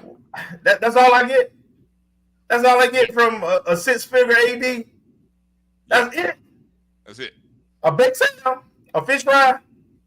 You don't get you don't even get fish. You don't get a fish fry. You don't even get that. What the hell are we doing, man? I mean, no fish for you. People rightfully immediately jumped on this, and I can't say nothing. I can't even defend this crap, man, because it looks like what it is. It's bad. I mean, come on, man. We can. A silent auction would have been just fine. Yeah, exactly. There you go. Just like Dr. Lowry said. Yeah. Silent auctions. There you go. Mm-hmm. All right. Anyway, let's bring on Liv. She's looking good, all dolled up, ready to go. Let's see. Liv, I'm bringing in now. Here you go. It's so funny. Liv, there she is. Hey, Liv. Hey, Liv. Yes. How's your arrangements? I understand you had some challenges getting in there. Did all that get straightened out? Oh my gosh, that hotel Yes, that hotel was on. Listen, it was all figured out. It was figured out, but definitely it was a crazy experience being in Birmingham. And like while I'm in the Uber, them sending an email like, "Oh, sorry, we overbooked." Like, I'm already here. But it was figured out, so thank goodness I was not stranded in Birmingham last night. All right, I thought we were gonna have to call Rattler Nation, send out the bat signal, and say, "All right, Rattlers, we need somebody to go pick up Liv and find a hotel or Airbnb real quick." Yeah, it was crazy, but we made it work. All right, so Liv is live in Birmingham. It's halftime of the Grambling State Alabama State game. Edwin drops the score. 32-27 Grambling State. That's good news for me. Your boys got Grambling State minus the 2. That's good. Liv, let's start with our player of the year, Ariana Grizzle. You got a chance to watch the Rattlers early this morning, or I should say at noon. What's some of your takeaways from the game, getting a chance to watch the team live and in person? Well, it definitely was. I know Grambling's Coach Simmons had said that this was not a matchup she wanted, but the whole game, Grambling really made FAMU play to their advantage. They kept the game sped up. They were like keeping it up tempo, and that does not play to FAMU's advantage due to the short bench. And then when Delancey went down, it was a huge bummer because they needed her, because they were the fouls were piling up because they were tired, because Grambling was making them play fast. And when Grambling was in that half-court scramble defense, they had the Rattlers panicked. Yep. They were panicking, but that's not a defense you play all game long. But, I mean, they put up a great fight, especially in a 2-7 game, to only lose by 6 points in, an opening SWAC tournament game. It was a great game, honestly. It was really good. Did you get a chance post-game I know you were in a post-game presser. Did you happen to see Olivia? Any word on how she's doing? She took a pretty hard hit on the back of her head in the third quarter. That wasn't asked in the presser, and they haven't. I mean, there's so much going on social media. I haven't seen an update. I'm hoping she's okay, but I haven't heard any updates. But it looked as though her head bounced off the floor. Like, it was literally right in front of me. It was a very hard hit, and you could tell she was immediately impacted by it. So I really hope she's okay. But there was no word during the presser. I guess everyone was just curious about Coach Gordon's thoughts about the season and going into next season. Yeah. There seems to be a lot of talk about that. Marcus, Kelvin, anything you want to jump in there? Liv's only got so much time before she's got to be back, so jump in there with your questions. What are your thoughts on the player of the year selection, and then also what do you think is going to happen the rest of the tournament? Who's your pick? Men and women. So with that, it's congrats because she was voted, but I was made aware that due to an incident, another player pretty much lost the award. Due to and let's keep it a buck. It was the incident that happened at Alabama A&M. That was the nail in the coffin. Otherwise, she would have won, and that's been expressed. So it's congrats to Ariana because, just whatever the circumstances, she won it. But, she won. She earned it. So she was voted for it. Doesn't matter how it got there. She got it. And, I mean, I don't know if anyone else watched Jackson State versus Prairie View, but that game Prairie View put up a fight versus Jackson State. And it was a good game. Prairie View just ran out of gas. I honestly can't. I'm just gonna go with the team that's undefeated right now. But I'm really interested to see how Southern and Alcorn play tomorrow night because Alcorn has really been trending upwards. And, it's always the tournament. Like last year, Southern beat Jackson State. So it's like you just never know. And then even today with the men, the number 2 team lost, and they lost bad to the number 7 team. And so you just never know. And I'm just like, it's tournament time. Yeah, Jackson State's women, Liv, they were a 20.5 point favorite. 20.5. That was crazy. I couldn't even believe that. I can't believe I didn't take the 20 points. Anyway, Marcus, you got any questions there for Liv? No, that pretty much took care of it. I don't know. I know it's too early to prognosticate for next year, and we talked a little bit last time you're on for FAMU, but Coach Gordon kind of hinted a little bit that Grizzle may have one more year left. Well, I don't know. I felt like she was hinting at that, like she may play professionally. Oh, okay. Because in other questions, she was basically like, it sucks that she had to go out like this. And they were saying how she was like, she would have rather won a championship than got earned player of the year. So to me, it came across like she was going to play like professionally or was hinting at possibly doing that.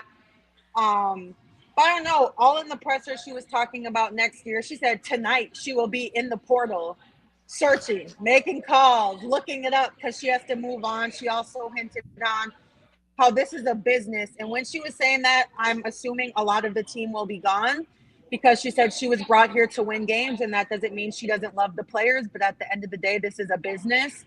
So I think we're going to see some interesting moves from that team this year because she did not hold anything back.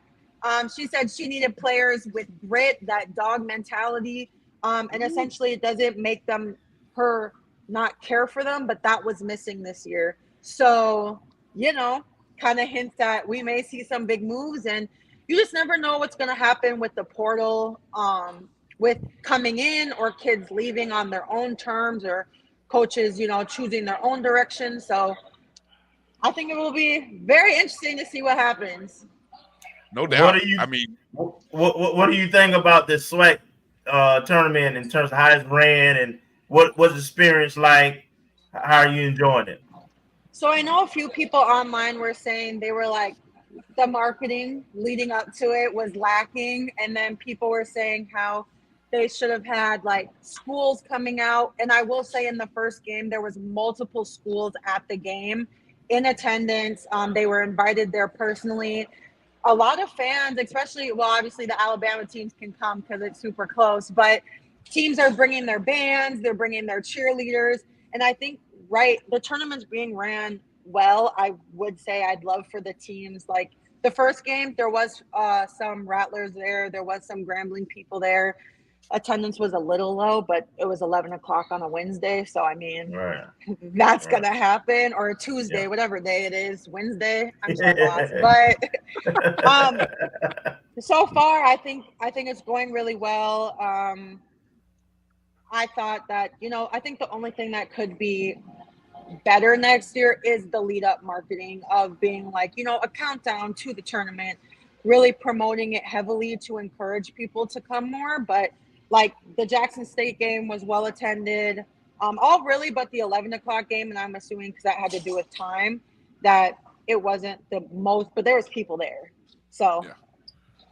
What's the last question for you, Liv? What's the spotlight game that you're going to be looking for tomorrow? Of course, the other half of the quarterfinals are tomorrow. What's the feature or spotlight game you think for tomorrow night? Ooh, for women, it's for sure the Southern and Alcorn game. I know people may look at it as a 3-6, but Alcorn really, really has trended upwards. And if you know anything about Southern, their post defense is not the best. And Destiny Brown from Alcorn has been playing extremely well down the stretch, especially these last 6 games. And also, I think Alcorn beating UAPB heading into the tournament was so good for their confidence. I'm interested in that matchup a lot. And then for the men, I feel like everyone always has their eye on Texas Southern. Although they're the higher seed, I just feel like Jackson State's going to give them a battle. Chase Adams is also back for Jackson State. So I was told he's not 100%, but he is back. And so that PJ Henry, Chase Adams matchup is something to keep an eye on. And we could see an upset in that game tomorrow. Woo! Liv dropping some intel. I gotta go check my book and see what the line is on that game. Woo! Might have to find some Jackson State money. All right, Liv. Hey, we appreciate you taking some time out tonight. Glad you're in Birmingham. Glad you're experiencing. Are people giving you shout outs? Are people recognizing you out there at Birmingham? What's it like?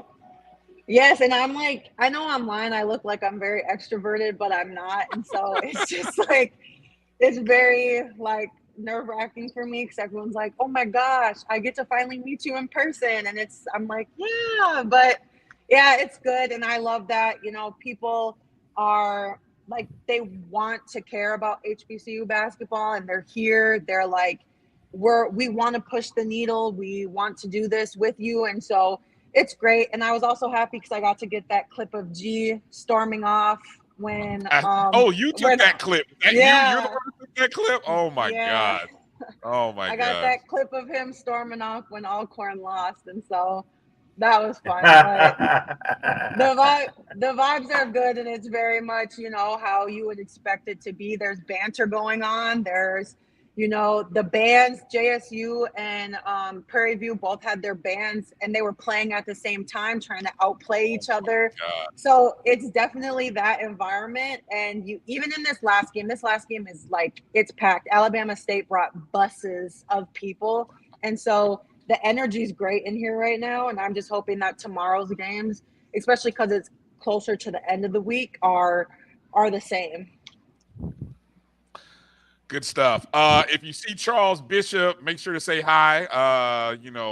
I'll tell Charles to look out for you as well. You were both in the press conference. I don't know if you knew that, but both of you were in there. So make sure to say hi to Charles.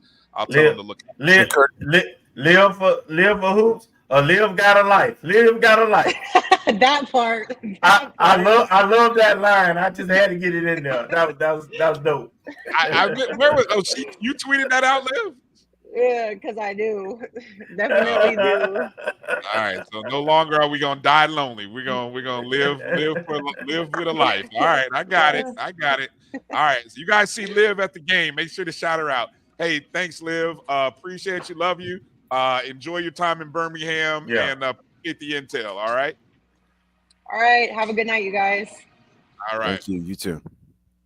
All right. Our favorite Rattler, Olivia Antilla, Live for Hoops. Edwin, she's been hanging around a little bit. She's been hanging around us. That's what happens, That's the I don't know. That's what Rattlers do. That's what Rattlers do. That's what we have in common, Edwin. That's what Rattlers do. We'll call your petty out. We'll see you in a minute. So good stuff. Good stuff, man. Good. I'm gonna have to go look at the line on that Texas Jackson State game. That's gonna be a good matchup, boy. I'll tell you what. So good stuff. All right. Back to Telfar bag purses. But no, the yeah, okay. Here's the again in the tweet that came about in terms of talking about the rings. And this was in response to, I forgot what is in response to, but this was after the sponsorship. This was the fans, you can spot the businesses or fans. Remember, you could buy a ring for $300, a pendant for $275, or you could sponsor a player's name or sponsor your business or entity. Look, someone said, hey, the O&G should sponsor one. Here's the thing. Do you get to choose the player or is it just random? I don't even know how all that works because I saw when I went to the website, I just saw a long list of names. So anyway, AD Sykes says in response to somebody's tweet, what's today? Yeah, this was Monday morning. She says, quote, the rings have already been paid for. The players will receive their rings on April 12th. This being the sponsorship of the rings is an opportunity for us to offset some of the cost of the rings and put money back into the program. Also, a creative way for us to engage supporters.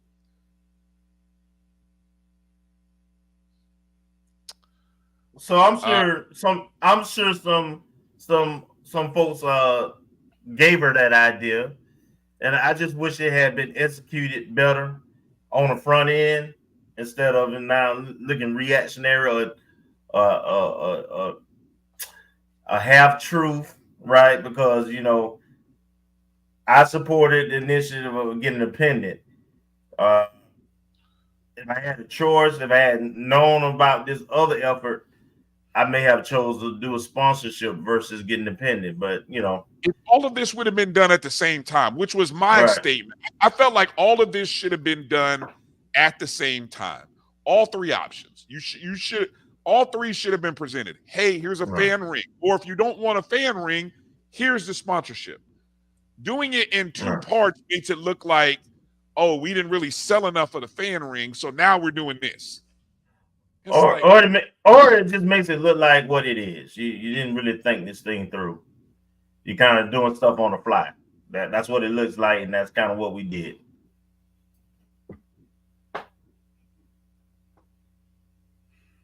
And it's not gonna make a dent in a $15 million budget.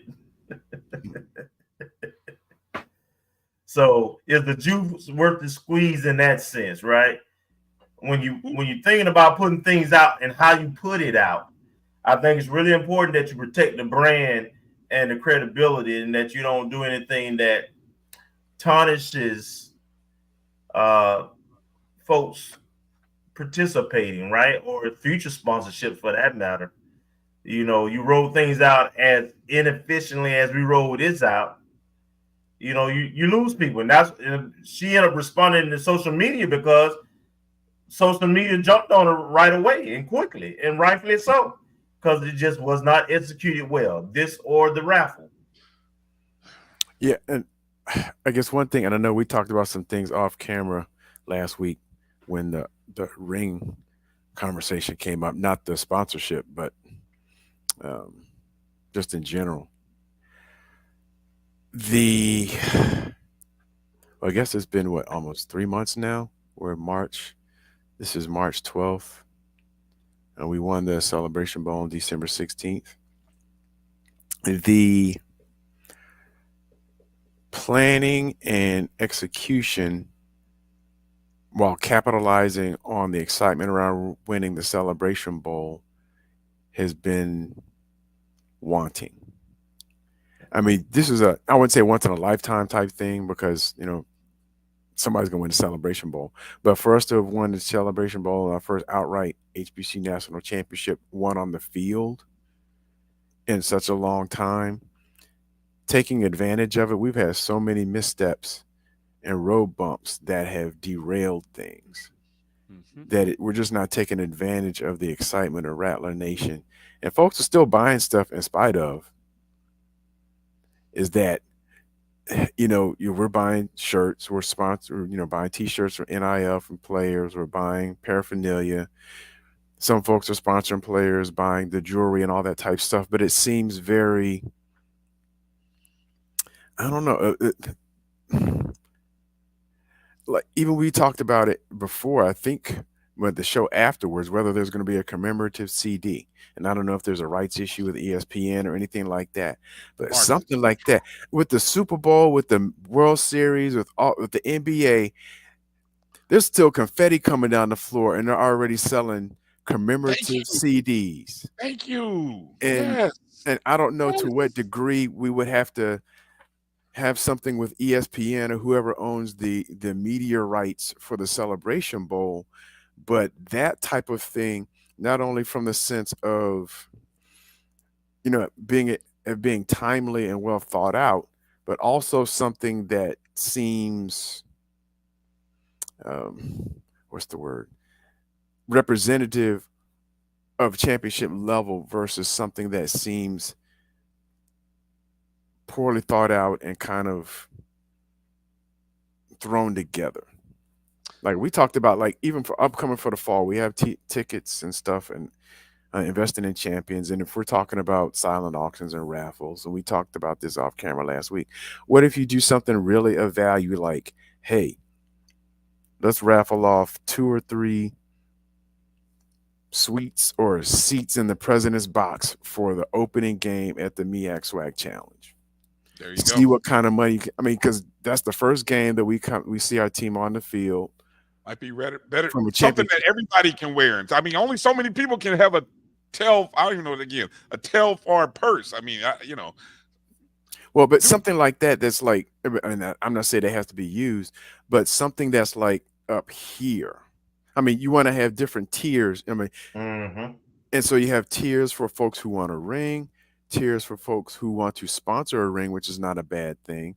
But then you could also have a tier to say, okay, we have a suite or a couple of seats in a suite at the MEAC SWAC Challenge, or even hotel space or something like that, that pulls people in to get excitement. So it not only gets excitement about the upcoming season and the team, but you get something that everybody doesn't get a chance to do if you get to sit in the press box with the president, or even, maybe a non-speaking role if you get to sit in there in the media, in the press box with Al Chester and all the folks who are calling it. Something like that, that's like not quite exclusive, but something that's unique that you can perhaps have a silent auction on and get someone who's really a super big patron to put some money up. You look, I want to, because you brought up such great points here, Marcus, and it's funny you mentioned things. Look, my father, he collects Super Bowl videos.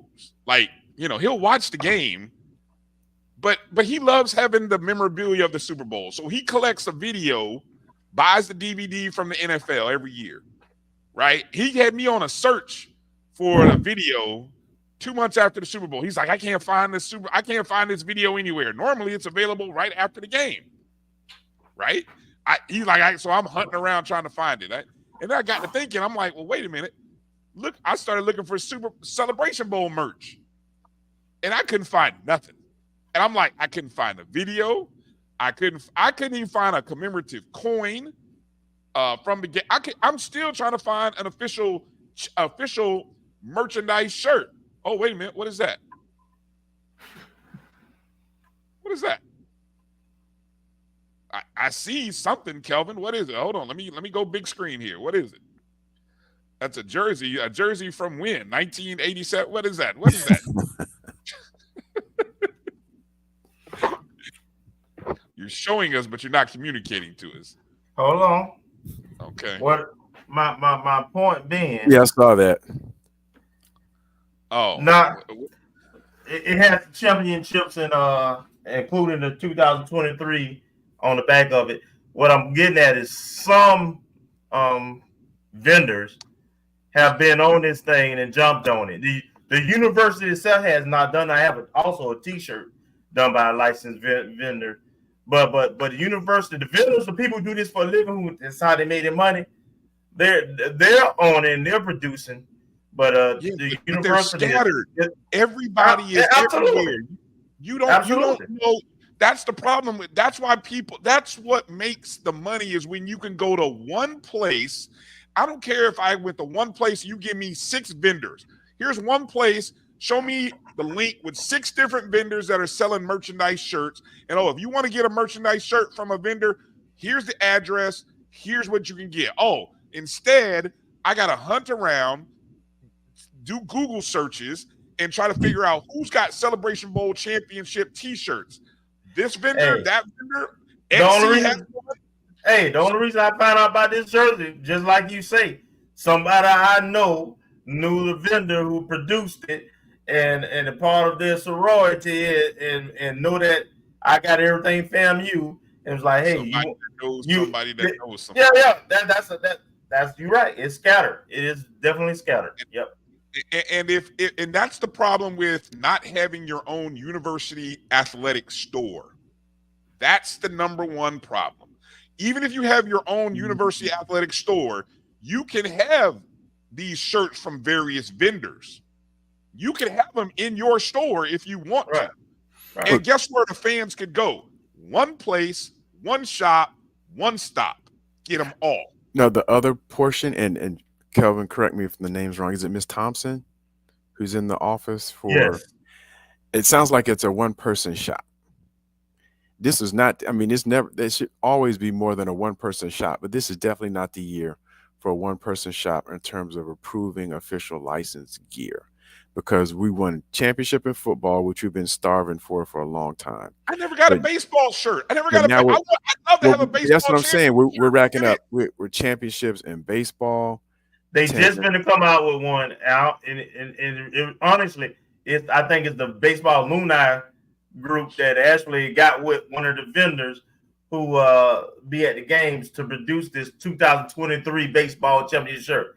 It's just gonna come out. It's just gonna come out now. Wow. Yeah. Wow. And so I think and I'm speaking just from observation because I don't know, but having one person in that role to approve all official designs and all that type stuff seemed like it would be overwhelming for any. It's almost like in the SID's office, where now we're getting staff and they're getting student volunteers, but she needs some assistance in order to just review the material, because the volume of requests coming in would probably be overwhelming. And like we talked about last year, or maybe 2 years ago, when Coach Prime left Jackson State, we said, okay, well, FAM's up next. FAM's going to be the next school, because we're right there on the cusp for football. Coach Simmons doesn't have the, he has the personality, but maybe just not. Deion's Deion, one of a kind. But it was obvious that from a football standpoint, FAMU is going to be the next it team, and it only built over 2023, and it's reaching a peak during the championship run and at the championship, and we haven't geared up in order to prepare for that. And part of that is that licensing piece, where you don't put all the weight on one person to have to approve things and chase people down and do all that type stuff, because that puts a lot of pressure, and it just backlogs everything. And now you got people chomping at the bit for stuff, and now we don't have there's no comprehensive one-stop shop or a listing of the companies that are putting out championship paraphernalia, official companies putting out championship. So there's some missteps there that hopefully can get cleaned up. But we kind of talked about it, Marcus, last week, and when we talked about the University Athletic Association, mm-hmm. and having a team of people that focus nothing but on athletics, that kind of stuff, that kind of marketing, that kind of merchandising needs to be with the athletic department, and we probably benefit from the professional expertise by leveraging both Learfield when we had them. I don't know what it's that, they pulled out, so I'm not sure where we are with that, but getting a package that includes them managing the licensing and managing the the approvals and managing ticketing, because they can do the ticketing side of it too. But just having dedicated people, resources to athletics with some experience is what we need, and not trying to take university resources and have them do this on the side. That's just not a sustainable model. Agree. And you got to strike while the iron's hot, because, like we said, we just won a football championship, which, everybody's been wanting, but we're racking up championships in other sports across the SWAC, and not having been prepared for that. And, it may predate VPAD Sykes, because Kelvin, you and I talked about this for 10 to 15 years in terms of best business practices and things we need to do. And so it's something that should have already been in place just by the branding prowess that FAMU has. And now all those warts are being real evident when now we have a program in the spotlight coming off a championship, other sports winning championships, and we're not mobilized to take full advantage of it.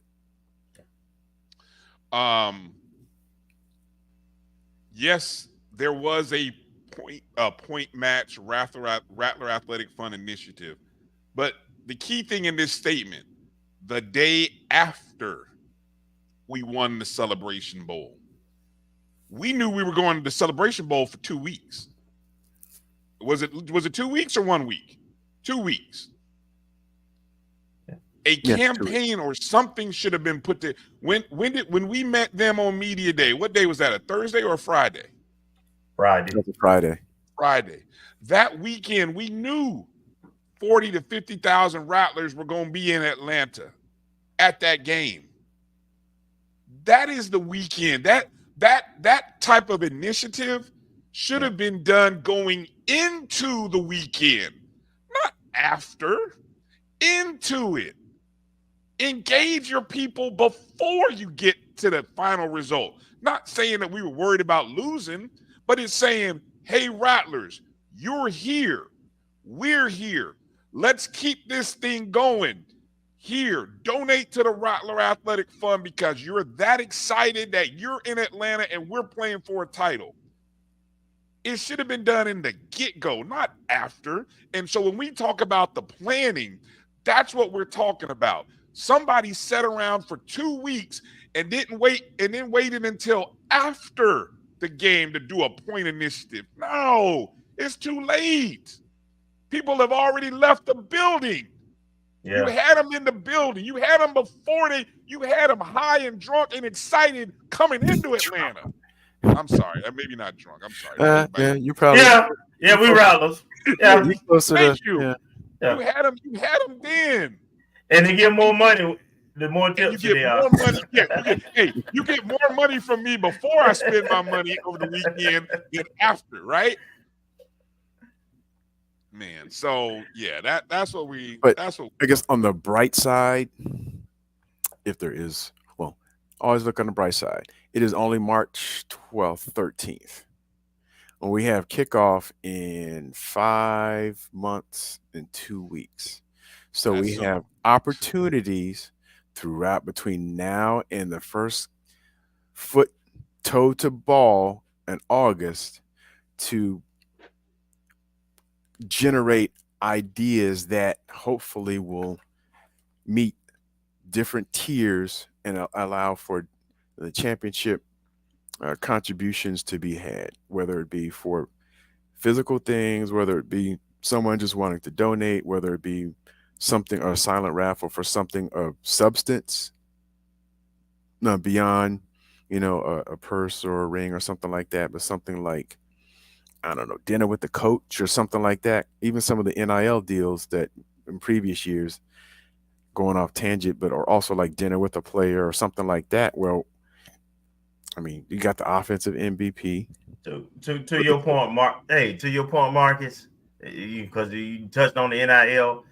I got two folks. I would love to turn them over to somebody, but they're only gonna get one shot with these people. They express interest. They want to do NIL deals specifically with FAMU, but I don't have anybody I can turn them over to right now. Well, we have the Rattler Local Exchange.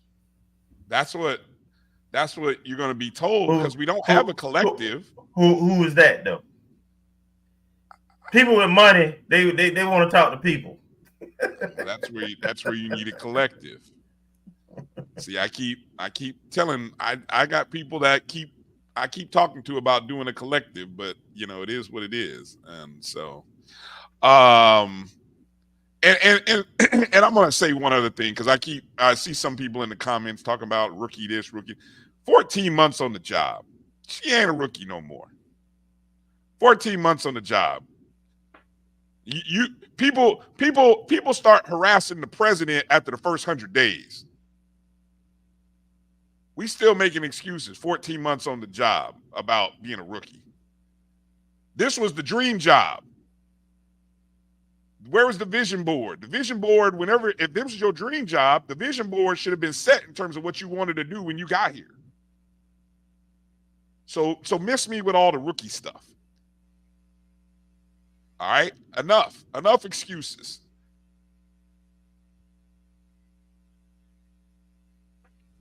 All right.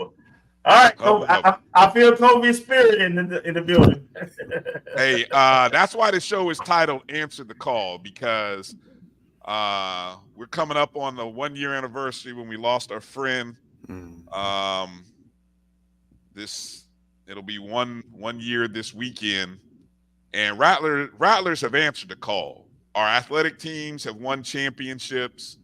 The support from people and fans is through the roof.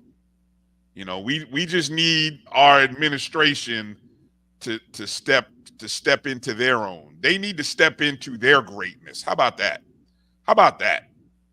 The players, the coaches, they're stepping into their greatness.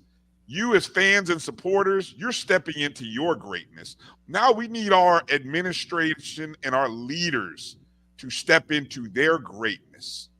So we call on you, in the spirit of our brother Kofi Hemingway, we're calling on you, Dr. Larry Robinson, to step into your greatness. We're calling on you, VPAD Tiffany Dawn Sykes, step into your greatness. Members of the Board of Trustees, step into your greatness and help lead us. Keep doing what you all did the other day. Keep leading us into greatness. That's what we need. Our coaches and players and the fans, the alumni, we're doing our part. Let's just get us all moving in the same direction. You guys, this weekend, please make sure to keep the Hemingway family in your thoughts and prayers, because I know it'll be heavy on them this weekend. Hopefully next week's show, we can get our nieces on the show, Lourdes and Majesty, kind of find out how they're doing and what they're up to. But that's where we're at. That's all I got. A lot of basketball happening in HBCU. So, if you're a basketball fan, enjoy the weekend of HBCU basketball, whether it be the MEAC, the SWAC, Division II, NAIA. A lot of basketball happening. Marcus, you got any final words or anything you want to say as we close? No, just keep pushing forward, and any ideas, contributions, we're a sounding board for it.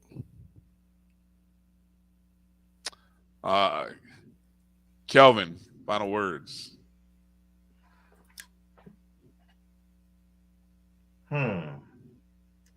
Kind of heavy. We ended this show kind of heavy today, man. I'm sorry. It hit me. It just came to me. It came to me. I'm sorry. I didn't mean to end it that way. I'm sorry. No. It's appropriate. We got championship programs, championship coaches, championship players. As alumni, we're representing championship behavior, and we need, like you say, the administration, the people getting paid to make championship commitments and decisions for athletics specifically. So I'm 100% right there with you, man, and that's what we're here for, man. We advocates. I think the coaches and the players and some of the administrators, when I'm out and about and I talk with them, that's some of the stuff they love about the show. That somebody is put a voice out there to things that they feel and they know that they're being seen and heard. So, we just got to continue to push forward. And this is not, to bash anybody, but, we're going to call out what ain't right or what can be better. We're going to support like we have been. And not everything, not all the support is even seen, right? But we're going to continue to support. But with that support comes a voice. And we're going to continue to share our in the Rattler Nation voice.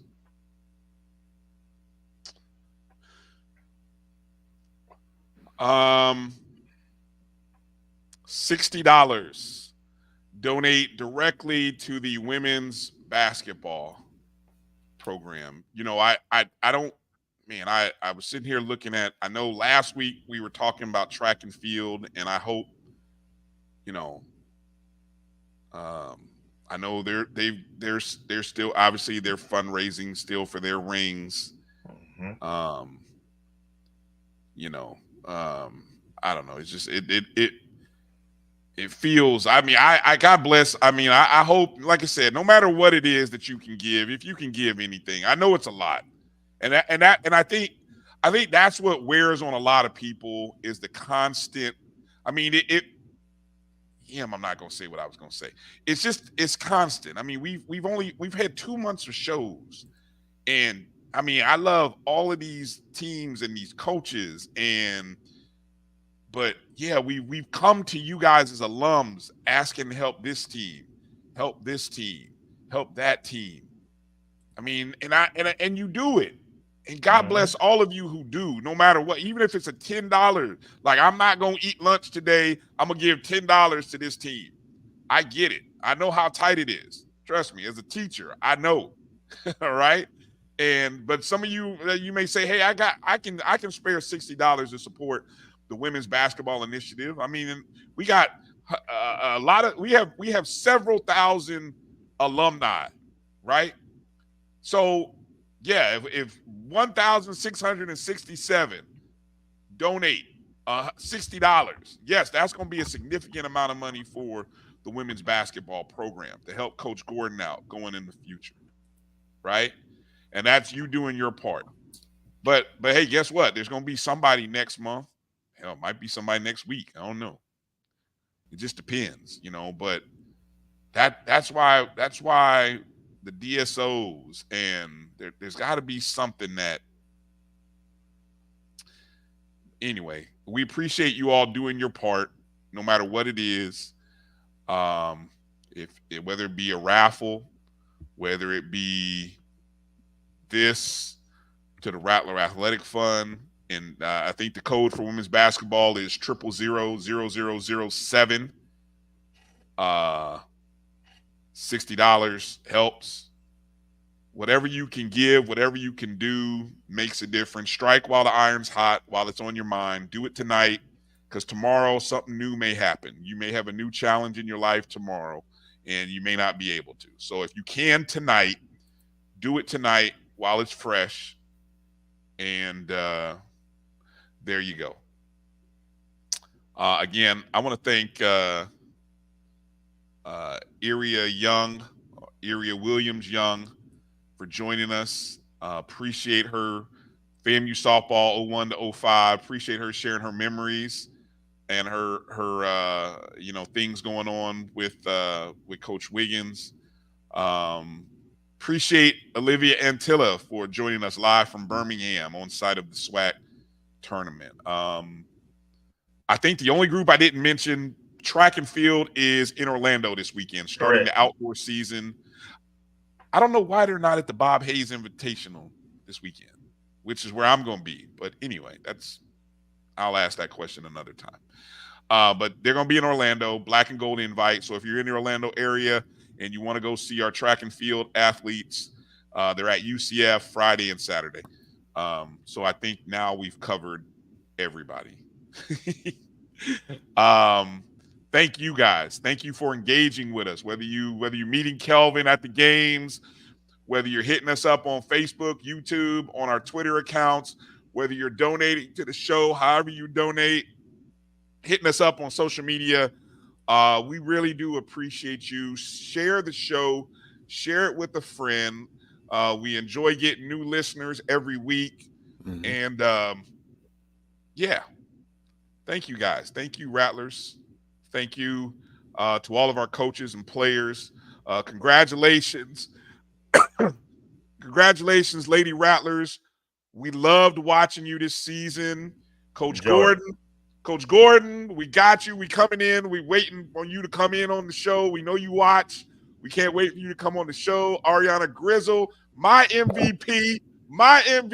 That's right. I said it. I called it too much. I'm gloating now at the end of the show. We can't wait for you to come on the show. But thank you to everybody. It's been fun. Be well. We'll see you next week. And we look forward to engaging with you some more. For Marcus and Kelvin, I'm Bryan. God bless Rattler Nation. Things up. Peace out.